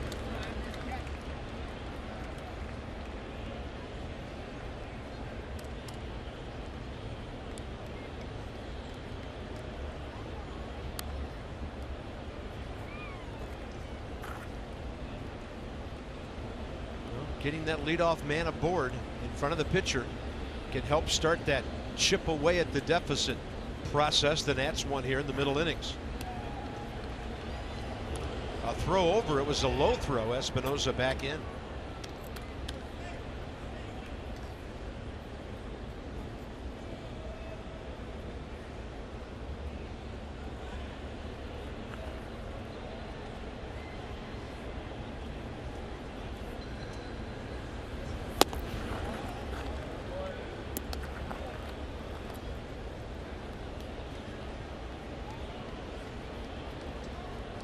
Bobby Henley bouncing Dusty's signals around the infield from third.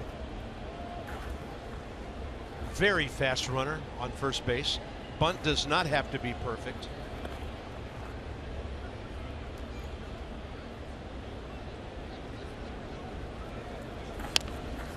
And that's pretty perfect. Mathis to the second baseman Dietrich. Max Scherzer gets his job done. Nicely done. Get some handshakes, some high fives, some knucks going back to the Nats dugout. That's good stuff. Hey, he's down by 3 and he laid down a bunt. You see how important that is, the little things, and how seriously his teammates take that? That's why if you're a younger player and you get a bunt down, when you come back to the dugout, everybody should be there shaking your hand or giving you a high five. It's a big deal. And then scream at your coach. Don't ever put the bunt sign down again. Kohler's been throwing some really nasty breaking balls to Matt Dendecker, the left-hander. Well, every game is different. Sometimes you're great late, sometimes you're great early, and sometimes you're great all night. And Max Scherzer's having one of those different kind of games, but he's still battling. Dendecker saw a fastball, and then he couldn't catch up.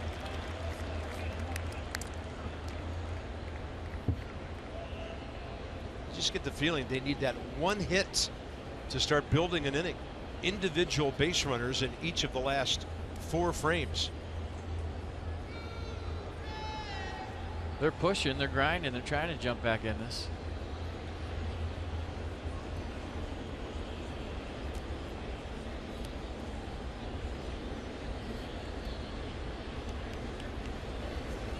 Yeah, there's that down and in breaking ball again.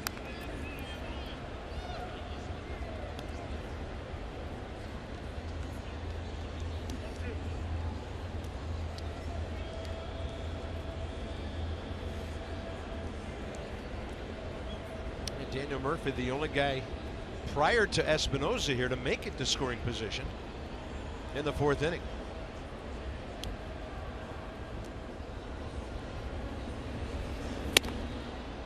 Two and two.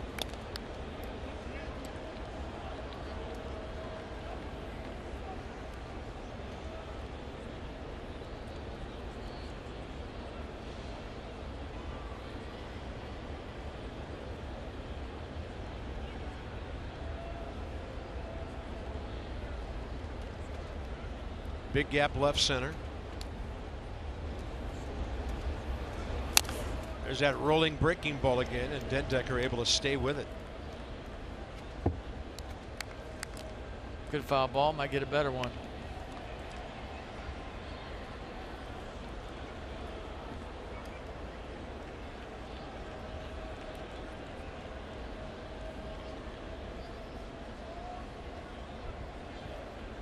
One pitch up and away, and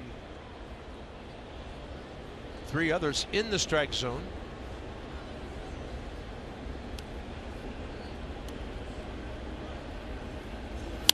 Two, and Dendecker stays alive on a 92 fastball tailing away. But he's just moving it in and out. Fastball in, fastball out, slider in. I mean, he's doing a nice job of being effectively wild, but he's also doing a nice job of moving the ball in and out. Worthy to note here that Kohler has now thrown as many pitches as Max Scherzer. They're both at 75. Dendecker fights one off, and that's a little pop-up out to short for the 2nd out. Anthony Rendon's turn, another important at bat with Bryce Harper on deck.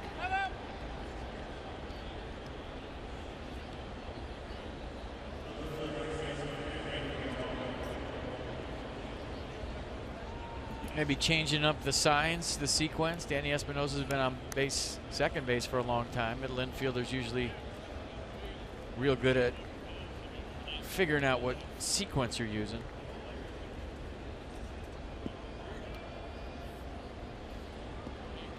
Rendon screaming liner to 2nd and a base on balls in a situation sort of like this back in the 3rd. 2 outs, nobody on then.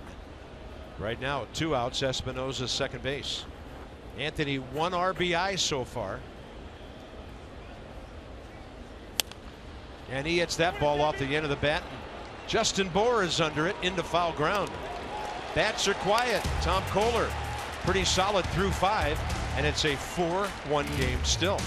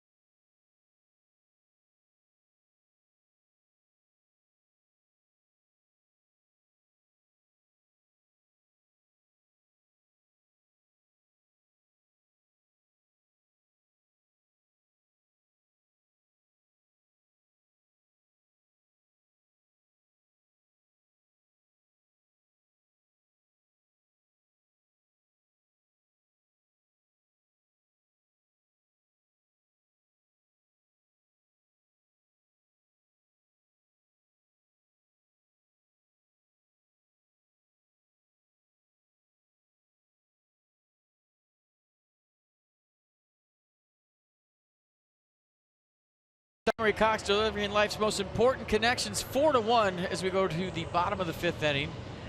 And in case we can just put that up there every day. Bryce hit a homer, his 8th. Marcelo Zuna with a 3-run shot. And Max Scherzer, after getting a big double play to end the 2nd, Christian Yelich on the 4-3 unassisted double play. seemed to settle into this game. Struck out Derek Dietrich to end the third. Struck out Tom Kohler to end the fourth. Got that look. The arms are starting to bow out a little bit. He's feeling good about himself. Yeah, 7 straight. Top of the fifth, bottom of the fifth rather, bottom of the, or top of the order. I'll get the top and bottom of it correct here. It's Ichiro who has singled, scored, and walked. 2,941 hits.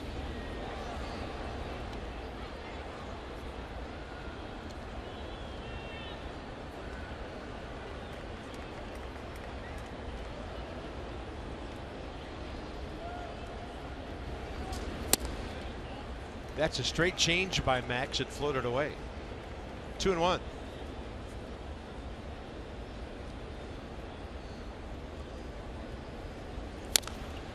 And Ichiro gets jammed with that one.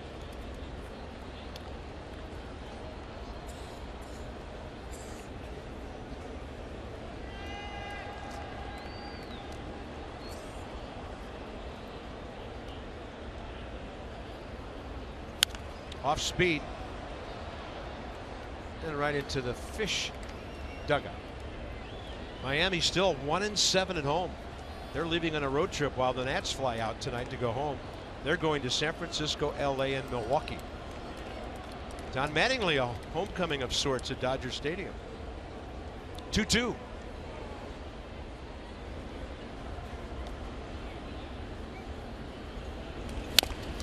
I'm sure he's really looking forward to that one. Yeah, I was thinking the same thing. He marked that calendar and he just can't wait.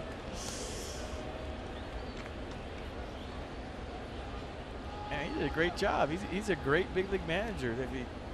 They won divisions.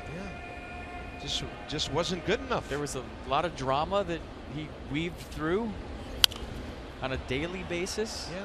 I mean, that ball club, when you have everybody making $25 million a year, there's a lot of drama. Well, he never won fewer than 82 games, and that was his first year. Then he went 86, 92, 94, and 92. He won the NL West last year. Hitting coach out there for a couple of years before he became the manager. And, you know, in certain cities, some things just aren't good enough. Ichiro. That's what he's been doing in this country for 16 years. 7th hit of the year, number 2,941. Gonna need a bigger shirt. I mean, that's a big league at bat, folks. Max was throwing the kitchen sink at him.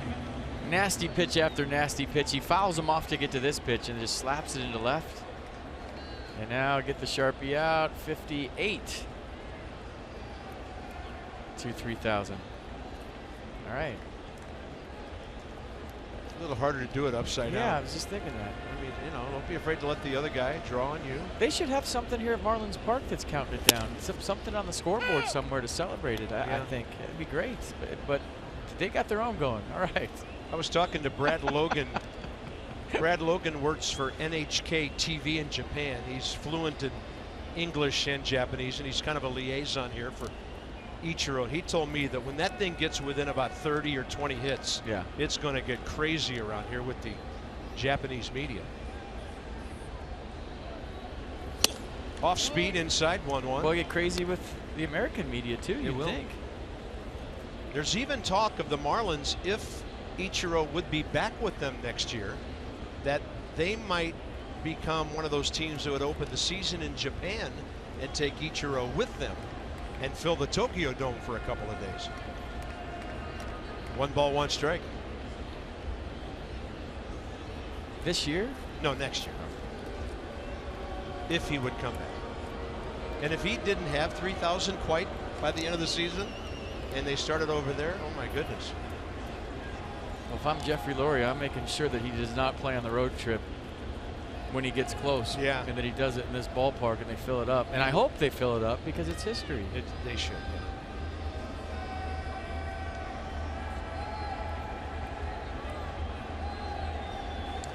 Long hold by Scherzer. Base hit by Prado. He's 2 for 3. Ichiro stops at second. And the top of the order has been a big pain for Max today.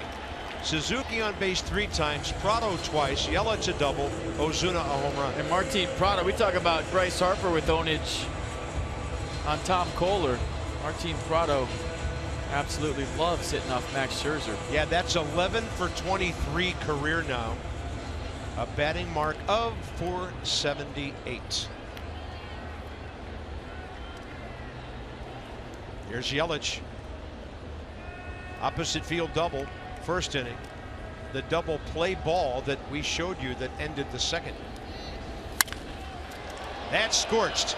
Murphy, Espinosa, got to be quick. And the Nats, I think, will take a look at this one. Scott Berry with a very quick, safe call on a ball extremely hard hit, but a couple of long throws. Yeah, nice play by Murphy. Ball was hit hard.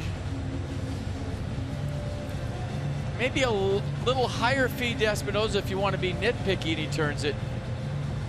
Actually, it was a good feed. Check that. Perfect feed by Daniel Murphy. That's exactly where you want it as a shortstop. It clears you. Good throw by Espinosa. I don't think they're going to... Are they checking? That's pretty close. No, he beat it. They're still looking.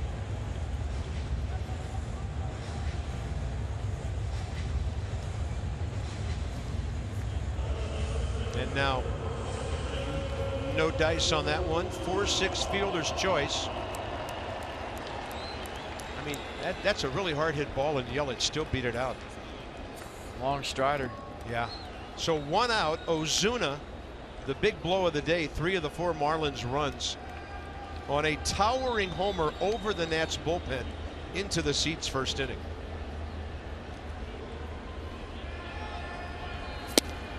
And just like that time, he swings at a first pitch slider that was not a strike. Obviously pitching for the strikeout. That's one of his better sliders here today. And you know Ozuna's swinging. And he's not really that much of a ground ball guy. So they have really good speed at the corners in Suzuki and Yelich. Bottom of the 5th inning.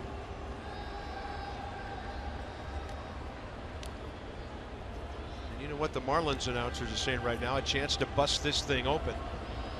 From the Nats side, got to keep it close. Another great slider. Strike 2. Well, 2 ways you can go right here. You could back him off with the fastball, but if you remember back to the first inning, he threw a fastball off the plate in, and Ozuna dropped his hands and hit it out of the ballpark. Or you can just go right to the well and triple up on the slider.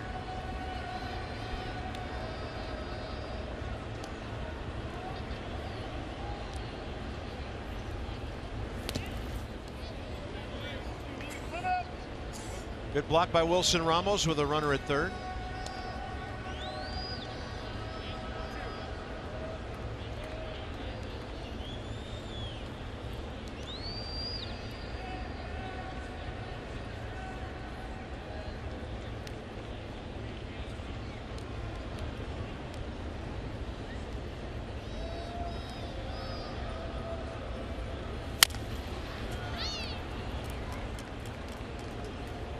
Oh, that home run I'm talking about, we're going to show you the Geico highlights. Go back to the first inning. Look where this pitch is. Not a bad pitch at all by Max Scherzer. Sinker down and in, 94 miles an hour.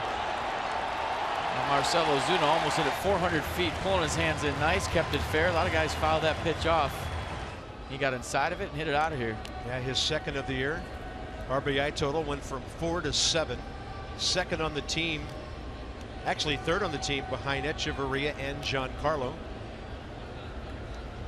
And a 1-2 pitch. Got it. Nothing but sliders right there, and a second out here in the 5th inning. 3rd K of the day. Well, the 3 best pitches and maybe the best sequence all day for Max Scherzer. Look at where these pitches end up, but they start as strikes. The 3rd pitch you saw never started as a strike. It was an easy take for Ozuna, but the other sliders looked like fastballs to him. Looked like they were going to be outside and broke off. Nicely done. Not out of the woods yet. Justin Boro for 2. Grounded to first, fly ball to center field. Shift on, Murphy well out into right. And that one to right center. And Justin Bour breaks up, an 0 for 12 in this series.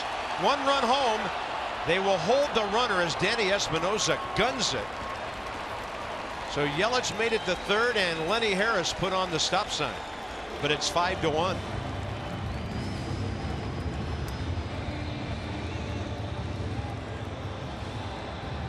Yeah, fastball, maybe a changeup. Yeah, it looked like a changeup.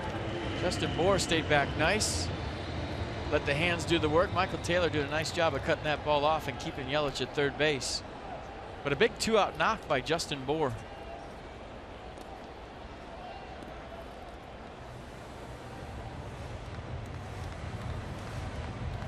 Left-handed Derek Dietrich is next, and then right-hander Danny Echeverria. This is a who do you feel comfortable facing? Do you want to go after Dietrich, or do you want to go after the right-hander on deck? What do you want to do? Well, Max is at 94 pitches here in the 5th inning. With Harper, Murphy, and Ramos coming up, now the assignment, keep it to 5-1. Echeverria, you're looking at him, 0 for 2 today, couple of grounders. Dietrich a walk and a strikeout.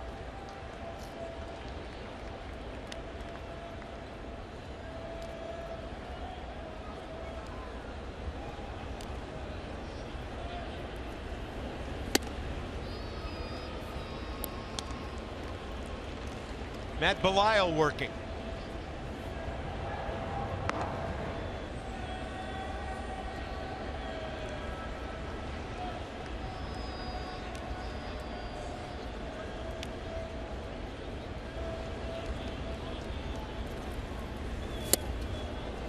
Took a little bit off, and Dietrich a swing and a miss on a ball that wasn't that far from his back leg. Well, he just showed you his hand, and what do I mean by that? As a hitter in this situation, you're trying to, it's a feeling out process. Do they want me, or do they want the right-hander on deck? He threw a first pitch changeup that wasn't close, but he threw a slider there and Dietrich swung. So he just showed Max Scherzer that he wants to hit. So now Max has a chance to do whatever he wants to him, and he doesn't have to necessarily throw him a strike. And another one hits a player's elbow protector. Bases loaded. Well, that was a lot like Danny Espinosa's hit by pitch. That wasn't that far off the plate, was it? Maybe this will show it.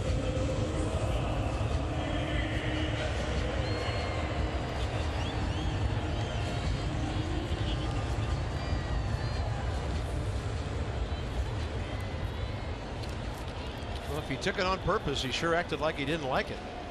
So here's Echeverria, ground ball to second, ground ball to third.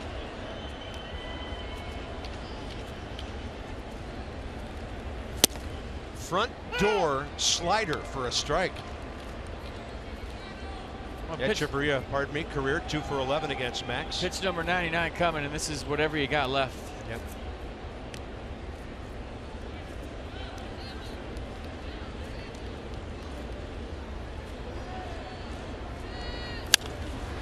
In the air to right center.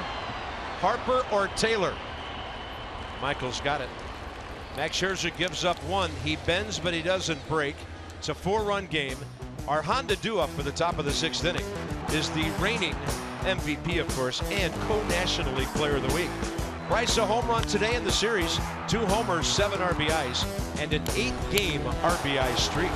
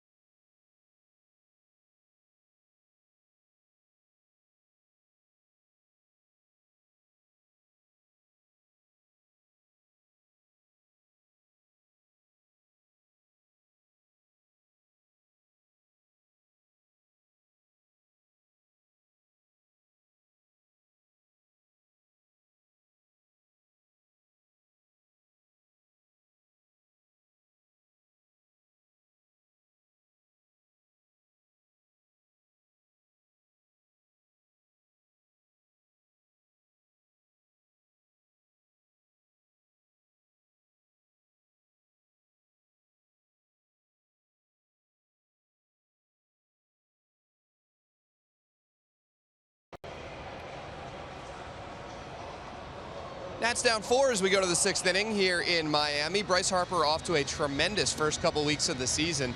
Let's take a look at how his first 14 games of this year, coming into today, compared to his first 14 games of last year, the year that he won the MVP. Let's go PNC inside the numbers. There you see the plate appearances almost dead even. Batting average well higher. OPS 300 points higher. Now has 8 home runs after the one today. 22 RBI after the one today. And fewer strikeouts on the season than he has home runs. Jason Worth said the other day, what Bryce is doing is pretty special. He's really coming into his own. I wouldn't have given him that kind of credit earlier in his career, but he's one of the most exciting players in the league to watch. And Bryce right now has more home runs on his own than the Pirates, Angels, and Braves have as entire teams combined, guys. Interesting. Wow. And I know we've wondered from a loud out here, and there's Craig Breslow, the left-hander, takes over for Kohler. We've wondered why the walks aren't as high as they were at this point last year. They keep pitching to him, and he keeps killing them.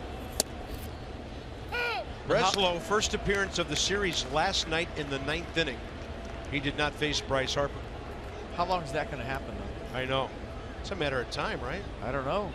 Bryce 0 for 1 career against this left-hander. So Kohler's done after 5 innings, 85 pitches, 49 strikes, a run on 2 hits. Harper lifting one to right and hoping it'll get out of play. It won't. Ichiro, foul ball. First out, 6th inning.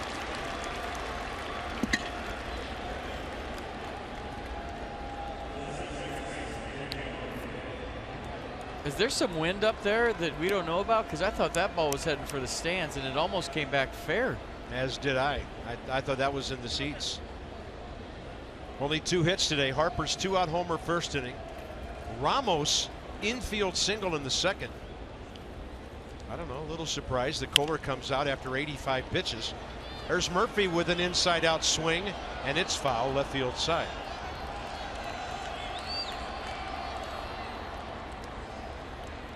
I mean, there's a little crease in where the roof closes just over the foul pole to the right. Yeah. But that was weird. It was hooking, and then it just came back almost banana-shaped into right on the line.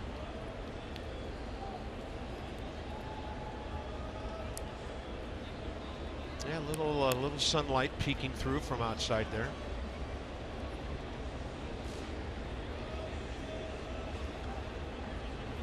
Daniel Murphy against the left-hander, no shift on here. He's 0 for 1, hit by a pitch, lined out hard, first at bat, first inning.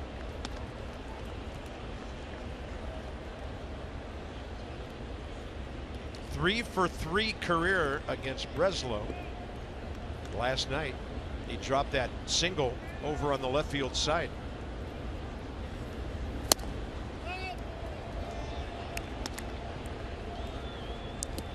Dusty Baker changing seats. You should too.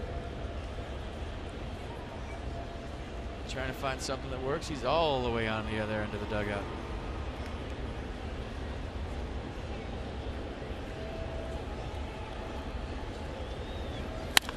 Murphy, another line drive, and Ichiro maybe battling the lights, able to make that play. I mean, he's playing like a 32-year-old today.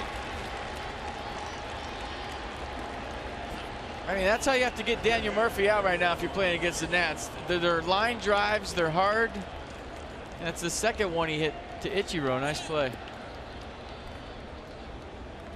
It's the only way to get him out. Are they checking down the dugout? Is that what we're waiting for? It looked like a clean catch to us. I'd take a look at it. Why not?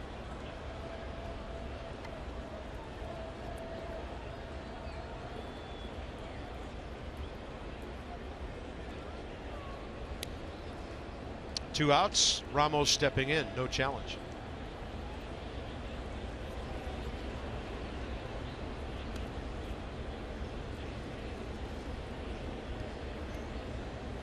One for 2 with that infield hit up the middle. Then a fly ball to center. And Ramos 0 for 2 career against Craig Breslow.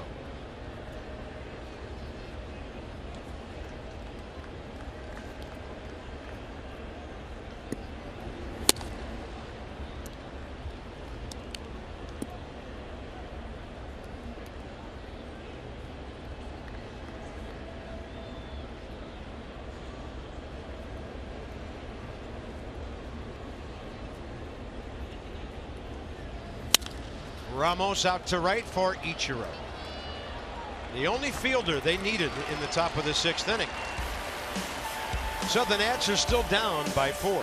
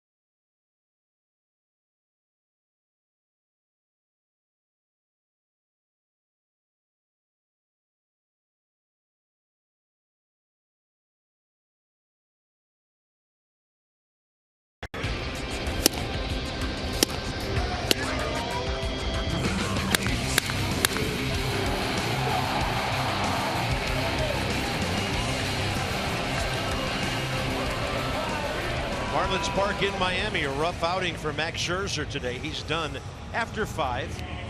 And the Nats are down by 4. Not often you see a catcher double switched into a ball game, but Jose Ramos has played every inning of this series. So Dusty will give Jose some playing time, and he'll probably be catching Gio tomorrow night. So here's Matt Belisle, bottom of the 6th. A fastball, slider, curveball. Fastball averages 90 miles an hour. 4 appearances, ERA at 3. Opponents hitting .357 off the Nats right-hander. So Lobaton with Belisle, a brand new battery, bottom of the 6th. Jeff Mathis, foul ball.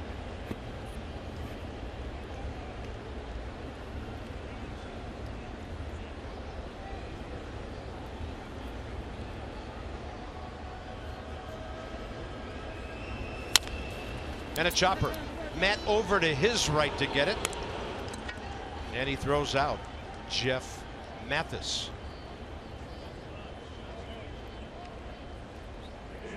And the Marlins box, you can pack most of it into the 1st inning and all of it for scoring, other than that run in the 5th.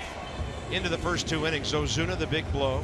Prado RBI single, 2nd inning. Bohr in the 5th.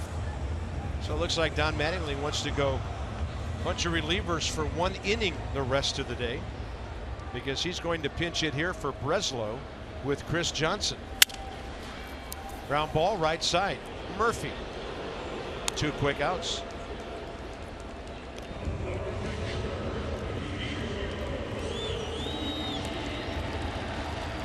And next up, the Ichiro show continues.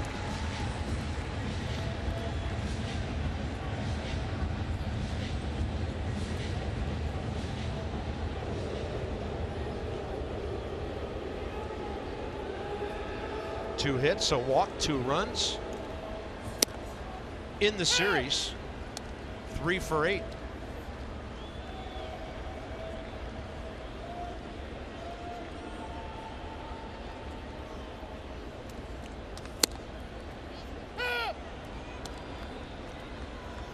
I like the look that Matt Belisle's got working today. Hat down, all business. You saw him talking to himself before he faced Jeff Mathis too, like trying to fire himself up. I like it. Not quite Grant Balfour, but you know, it's his turn. I like it.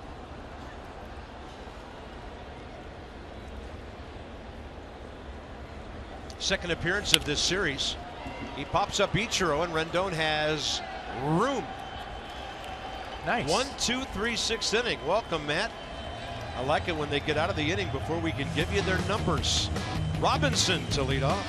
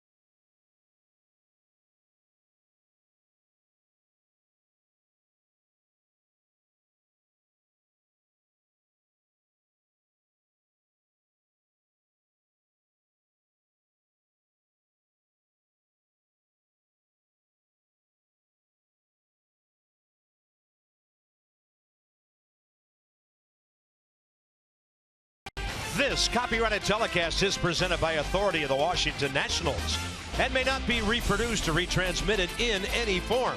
And the accounts and descriptions of this game may not be disseminated without the expressed written consent of the Washington Nationals.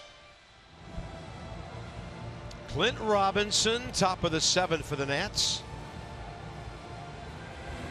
And I tell you, they called up Kyle Bearclaw Monday, and they have put him to work.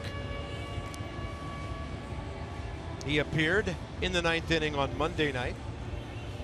Back in the game for a third of an inning last night. Here he is, 7th inning, game 4. Yeah, fastball, slider, 2 pitches. Fastball 96, slider 83. Nats trying to load him up and see what happens.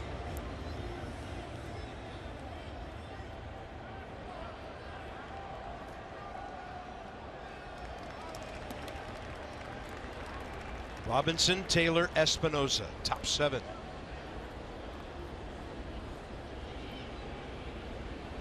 Clint, 1 hit this year. It drove in a couple of runs. It was a big one. Now looking for another. Getting a start today. He's flied to right and bounced to second.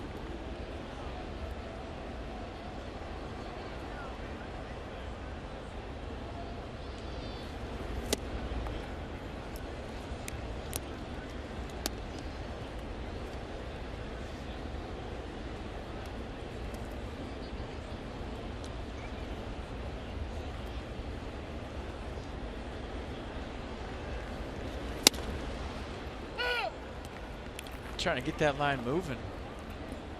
Yeah. I think 4 hitters is the most the Nats have sent up to the plate in 1 inning today. They've never had 2 base runners in an inning. You are correct. 2-1 with nobody out. Robinson hits it hard left side. Picked off by Prado.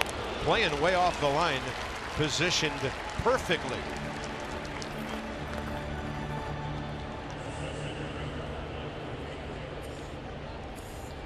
Well, even though Clint Robinson not happy that he didn't get a hit, that's a good swing. When he starts going that way, good things are going to happen. So the shift kind of gets him right there. Prado plugging that 5.5 hole, but that's a good at bat. Something he can build on for sure. Here's Taylor.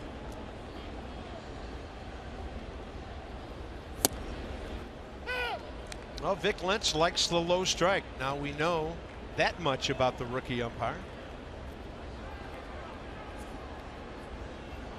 Bearclaw struck out Taylor in the 9th inning Monday night when the Marlins won 6-1 to take the first game of this series. Nats roaring back for the next 2.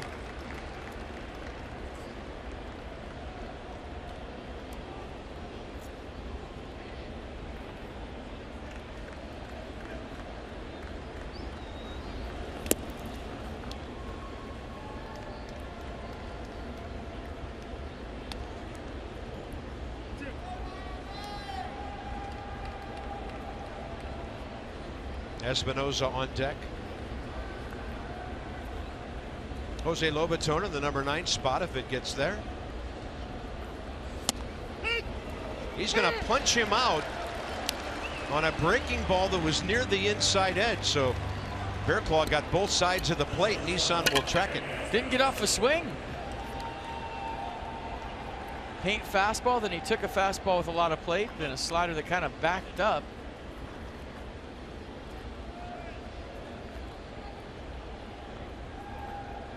And I think when you're hitting in, it's hard to cover the top and the bottom of the strike zone. Hitters will tell you that all the time. Yeah. It's tough to cover both sides of the plate, and it's tough to cover high and low.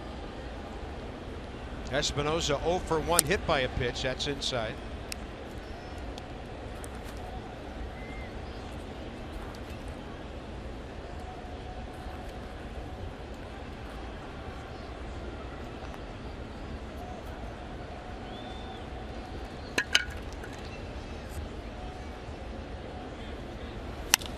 And that ball out to right center. Not too deep, and Ichiro will duck so that Ozuna can make the play. 7th inning stretch time in front of 17,395 in Miami.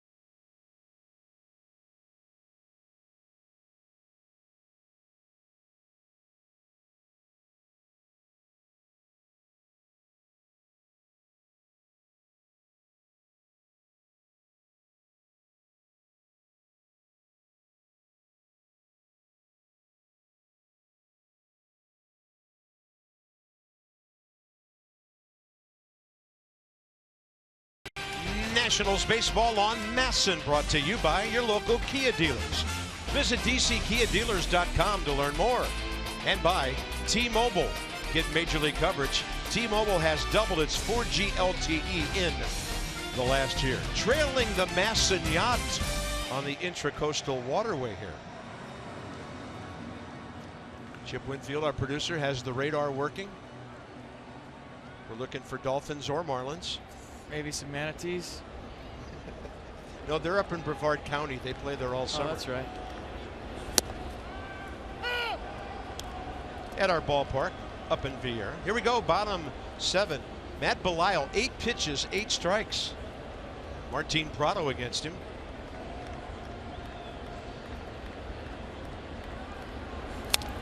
Good breaking ball.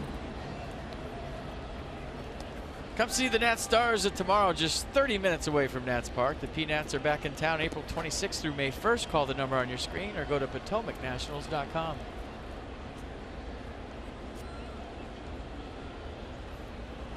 Here's an 0-2. Just missing. Good pitch. Prado, typical day against the Nats. 2 for 3 with an RBI. He's always Max Scherzer's toughest Miami hitter, and that was the case again.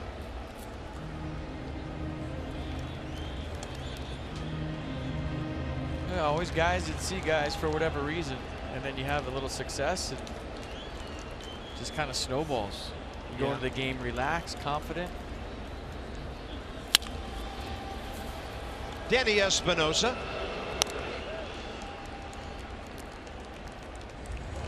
Let's have a look at our Toyota case for kids. Every time the Nationals strike out an opposing batter, it's $37 to the Children's Inn at the National Institutes of Health. thanks to the community involvement and the generosity of our DC, our Washington area Toyota dealers. Yelich 1 for 3 with a double.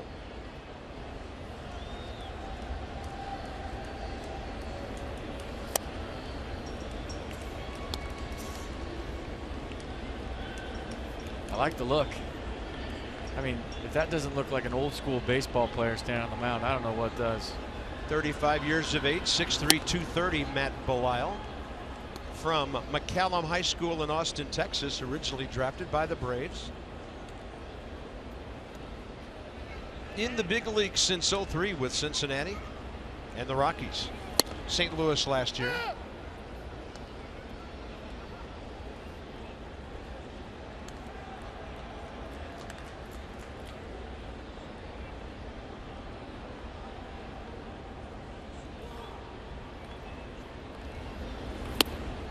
And that one sinking down and away, 3-1. Just love when guys come out of the bullpen, they pull their hat down and they have a good tempo and they pound the strike zone, keeping you involved on defense. So many relievers in today's game really, really take their time.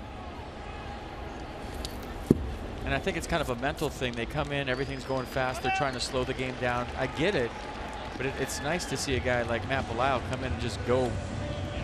Yeah. So the 1-out walk to Yelich.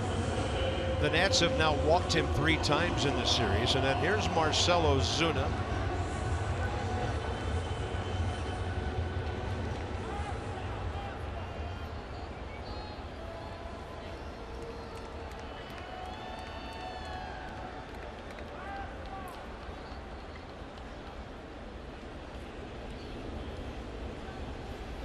Ozuna came into this series 8 for 42. He's batting $190 starting on Monday. He got that 2-run single in the first inning. He's trying to get off the interstate, and he's had a couple of big hits, counting for 5 runs in the bookend games of this 4-game set.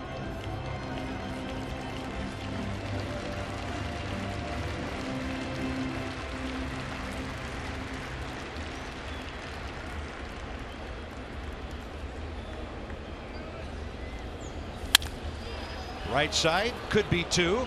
Espinosa scraping the bag, a little double clutch, and he still turns it. Murphy to Espinosa, 4-6-3, and the Nats have their second double play of the day. They're in the top 3 in the league. They've turned 18 this year. 6 outs now with which to work.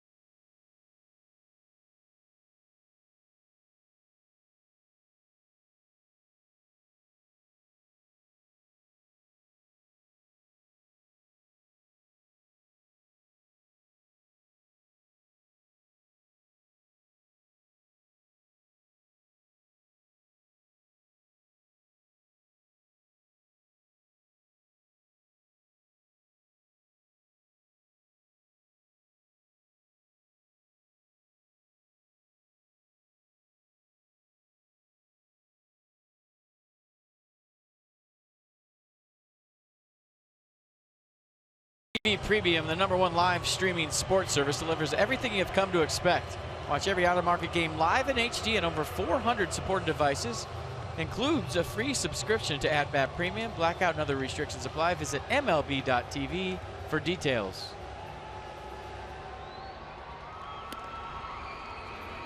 Not often you can bring in a Gold Glover to help your defense in the late innings. So D. Gordon, most of the day off, but he'll be at second base now. It's a straight up switch for Derek Dietrich. And then the new pitcher is the right-hander David Phelps.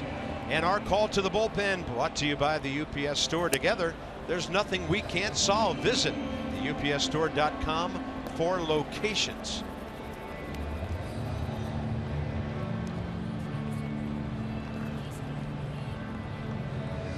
David Phelps, 29 years of age, and for Miami, 7th appearance of the year. He's 2-1. He's actually picked up 3 decisions out of the bullpen with a 1.80 ERA, 12 Ks, 3 walks. David Phelps, second year here, 3 years with the Yankees.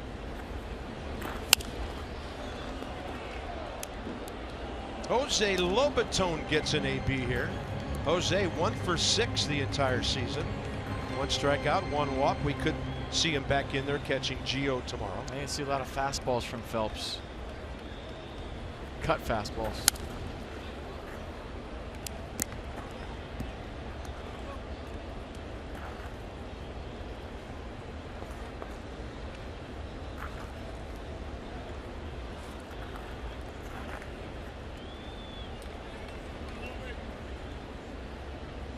Dendecker and Rendon to follow here, top of the 8th.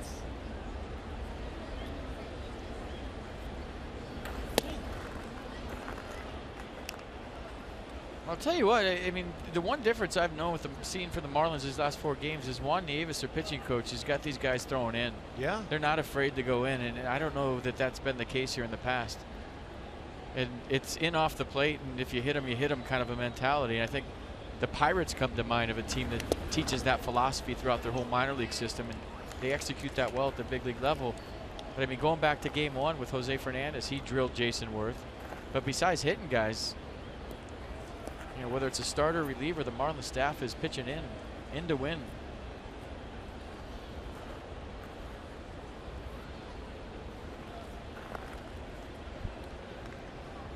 And Jose's next turn should be Saturday at AT&T Park.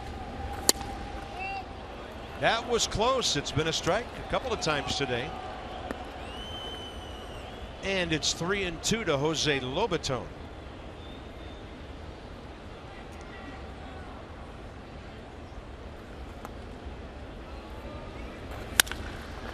And to the right side for D. Gordon. He came in, the ball found him. Yep. Happens every time. Dendecker and Rendon the next 2. Felipe Rivero has not pitched in this series.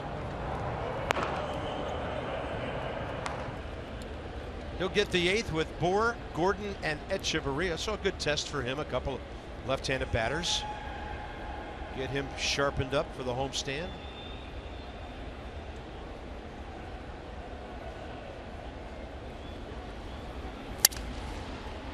Pop up left side. Foul ball, 2 outs, caught by Prado.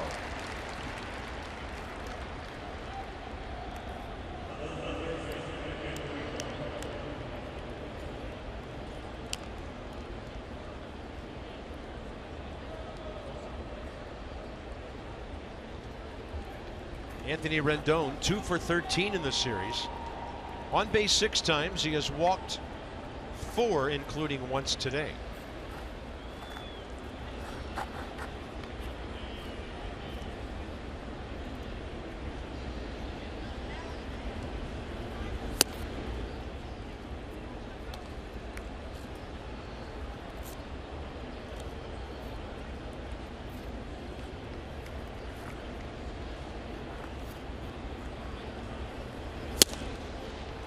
Sneaky fast by Phelps at 93. Maybe a little late cut to it as well.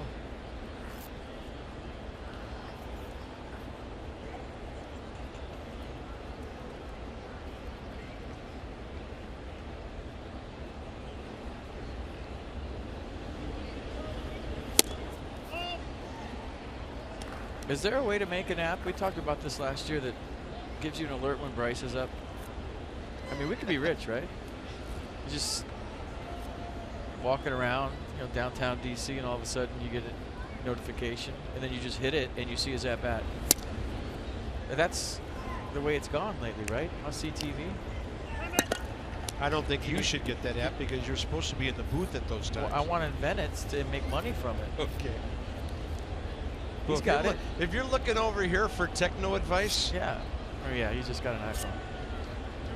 Had it for 2 years, man. I push notifications for everything on my phone. I feel like that would be a good one to have, even if you're not an Nats fan. I have an app that lets me know when nobody's trying to get a hold of me. It's great. And you just hit it, and there's the at-bat. Cool. You should be able to do that for all your favorite players, I feel like. Well, someday you'll probably be able to touch your temple, and you'll literally be seeing it. We'll all have chips in our heads soon. I mean, I'd download it. He is. Well, he would once I invent it. 1, 2, 3, and Bryce Harper, a reason to stick around to watch him bat in the 9th inning. Marlins pitching has been very good today.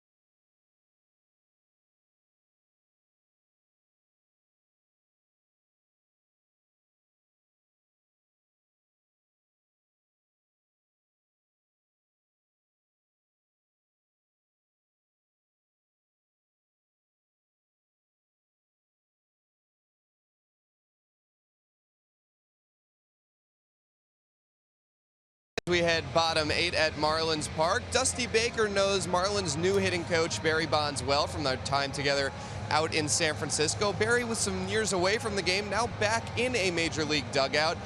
And Dusty said earlier today that he's happy to see Barry back involved with the game again. He said, I do wish he was in another division because I don't trust him. He's probably going to pick up on some things with our pitchers over the course of this season that I wish he didn't, kind of backing up what FP was saying last night about Barry being really good at pitchers maybe tipping pitches and picking up on information there. But Dusty also said Barry seems like he's having a lot of fun. This is as fulfilled and happy as I've seen him in a long time. And Marlins hitters are probably liking having Barry Bonds in their dugout as well. A wealth of information, and he's getting into the flow in his first season back in a major league uniform in a few years. Unbelievable numbers. 4 RBI short of 2,000. 2,500 plus walks. Crazy. Felipe Rivero and Justin Bour, who's 1-for-1 career against him. So Felipe gets some needed work here.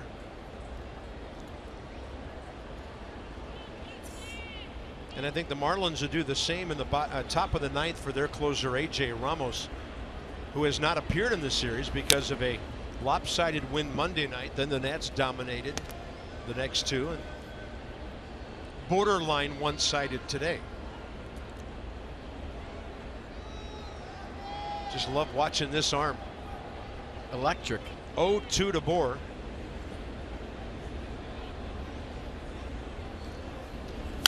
I was asking Barry the other day, when's Bryce going to get the treatment you got? And he said, it's coming, don't worry.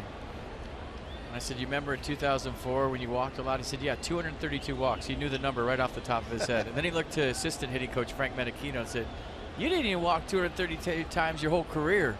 And we looked it up, and Frank didn't. He had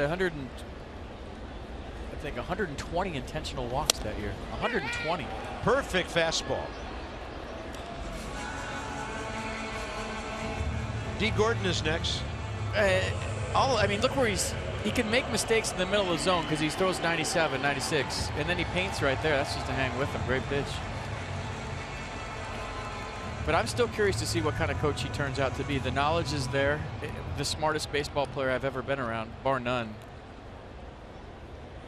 But, you know, it's a grind. For those of you that don't know, coaches get here at noon on a night game, and they leave a couple hours after, so maybe 12-hour days. You know, you're down the tunnel, you're flipping toss to guys. And so, I mean, after 6 months of all the travel and stuff, it's the only life he's known, really, but there's a lot more work involved with the hitting coach. And we'll see how it goes. Yeah, we talked about Don Mattingly going back to L.A. How about Barry back to San Fran tomorrow? Yeah. D. Gordon steps off the bench, plays a little second base, and gets a base hit. Johnny Holiday, Phil Wood, yeoman duty in the studio this week.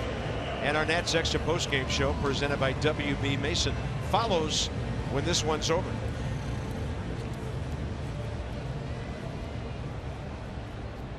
I think it'd be intimidating having a hitting coach as good as Barry Bonds was, because he's just looking at your swing all day going, that's ugly. Nice try, kid. Yeah. I got you down for 4 homers and 32 RBIs this year. He likes Bryce. He talked about Bryce a lot. Said he's a beast. I noticed that down at the cage when the Nats were stretching or warming up and the Marlins were still hitting. A couple of times Barry would call out his name and Bryce would just kind of wave his hand up in the air. I hear you, I hear you. But if he kids because he cares, Barry Bonds sees a lot that he likes in Bryce Harper.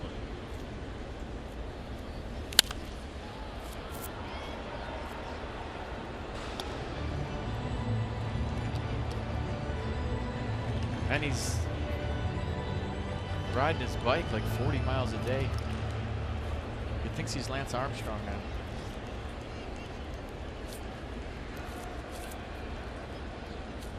Echeverria 0 for 3.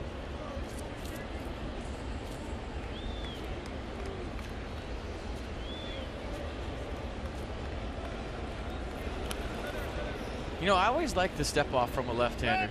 If you got a good snap throw over there, it can be more effective than a good left-handed move, because you have to always be on your toes, and it comes over there so quick.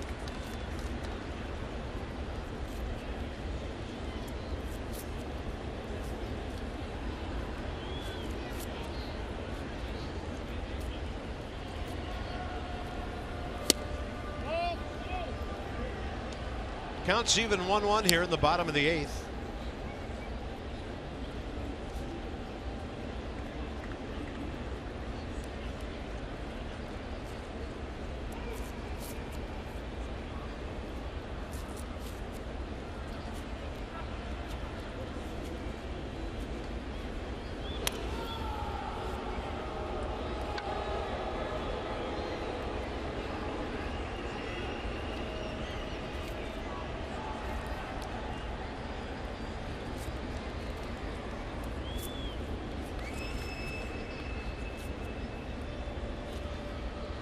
D. Gordon, so far this year, 4 out of 6. And a slow roller right side. Murphy has to get rid of it, and he does. Echeverria retired. Gordon to second, 2 outs.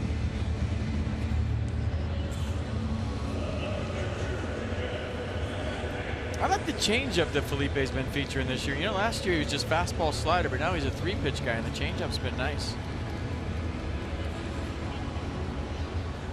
Closer and waiting. Has to be, right? Absolutely. Goodness, could he throw the ball. 24 years of age. He'll be 25 on the day after the 4th of July. 49 games for the Nats last year, a 2.79 ERA. 43 strikeouts in 48 innings. Jeff Mathis, the hitter.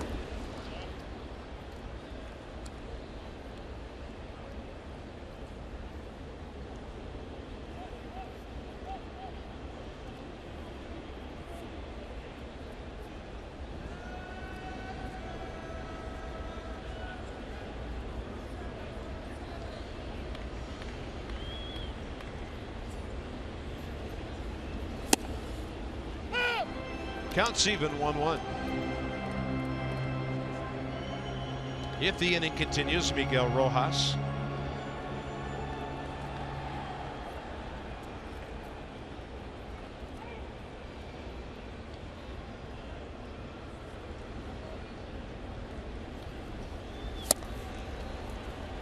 There's that changeup. I mean, you're sitting on 97 and you get something 10, 12 miles an hour slower with the exact same arm speed and release point.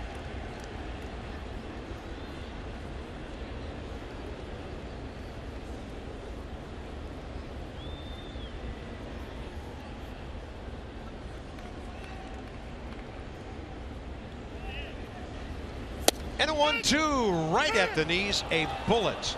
Mathis didn't like it. We're going to the ninth. Hey, you never know when Bryce Harper might be facing A.J. Ramos and the ball game's in the balance later. How about in a few minutes?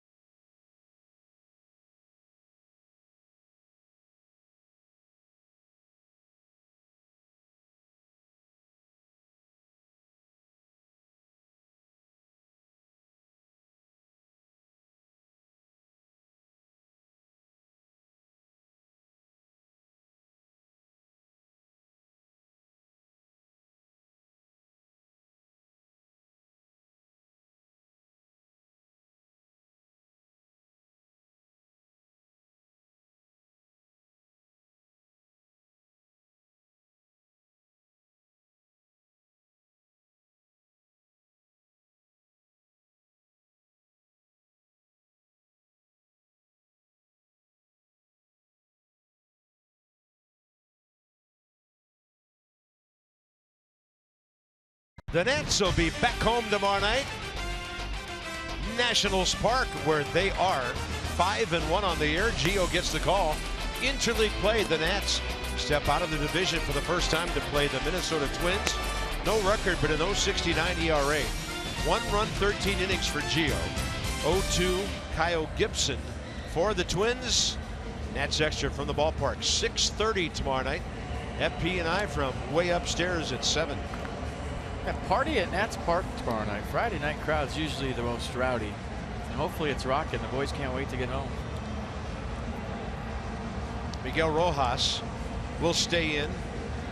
Let's hope he has to bat in the bottom of the ninth, but on a double switch, he's in the 9 hole. And the new pitcher is A.J. Ramos, their closer, getting some work here. A fastball slider change, 3-pitch guy. Fastball averaging 91, throws it 45% of the time. 29 years of age, a native of Lubbock, Texas. 34 career major league saves. Obviously not a situation like that here. Bryce is once for 7 career against him. It's been a tough matchup. He has struck out Bryce 4 times.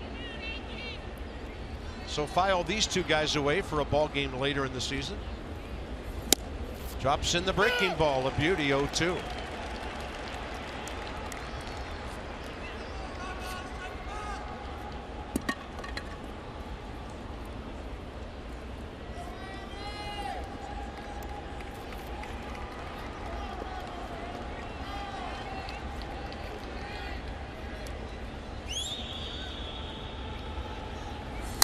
Harper got jammed, pulls it left side. D. Gordon has it. And Bryce, homer first inning. It's a 1-for-4 day.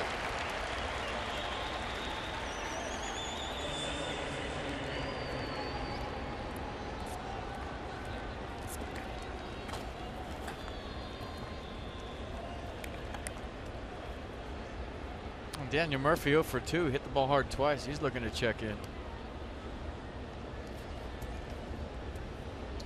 Daniel Murphy has a 12-game hitting streak on the line, and he has scorched it twice. Murphy career against Ramos 3 for 11 with a home run, 2 RBIs, and a walk. And then Stephen Drew in the pitcher spot next.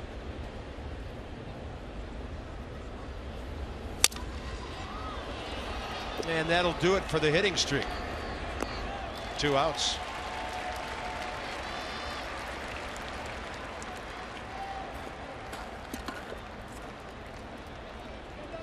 Well, it looks like Dusty's ball club will come home on a 4-3 road trip. Still have a very good road record of 6-3 overall.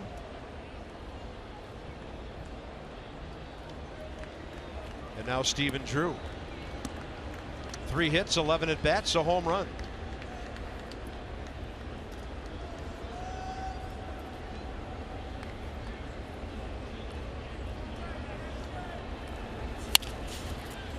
Right side, the Nats go quietly.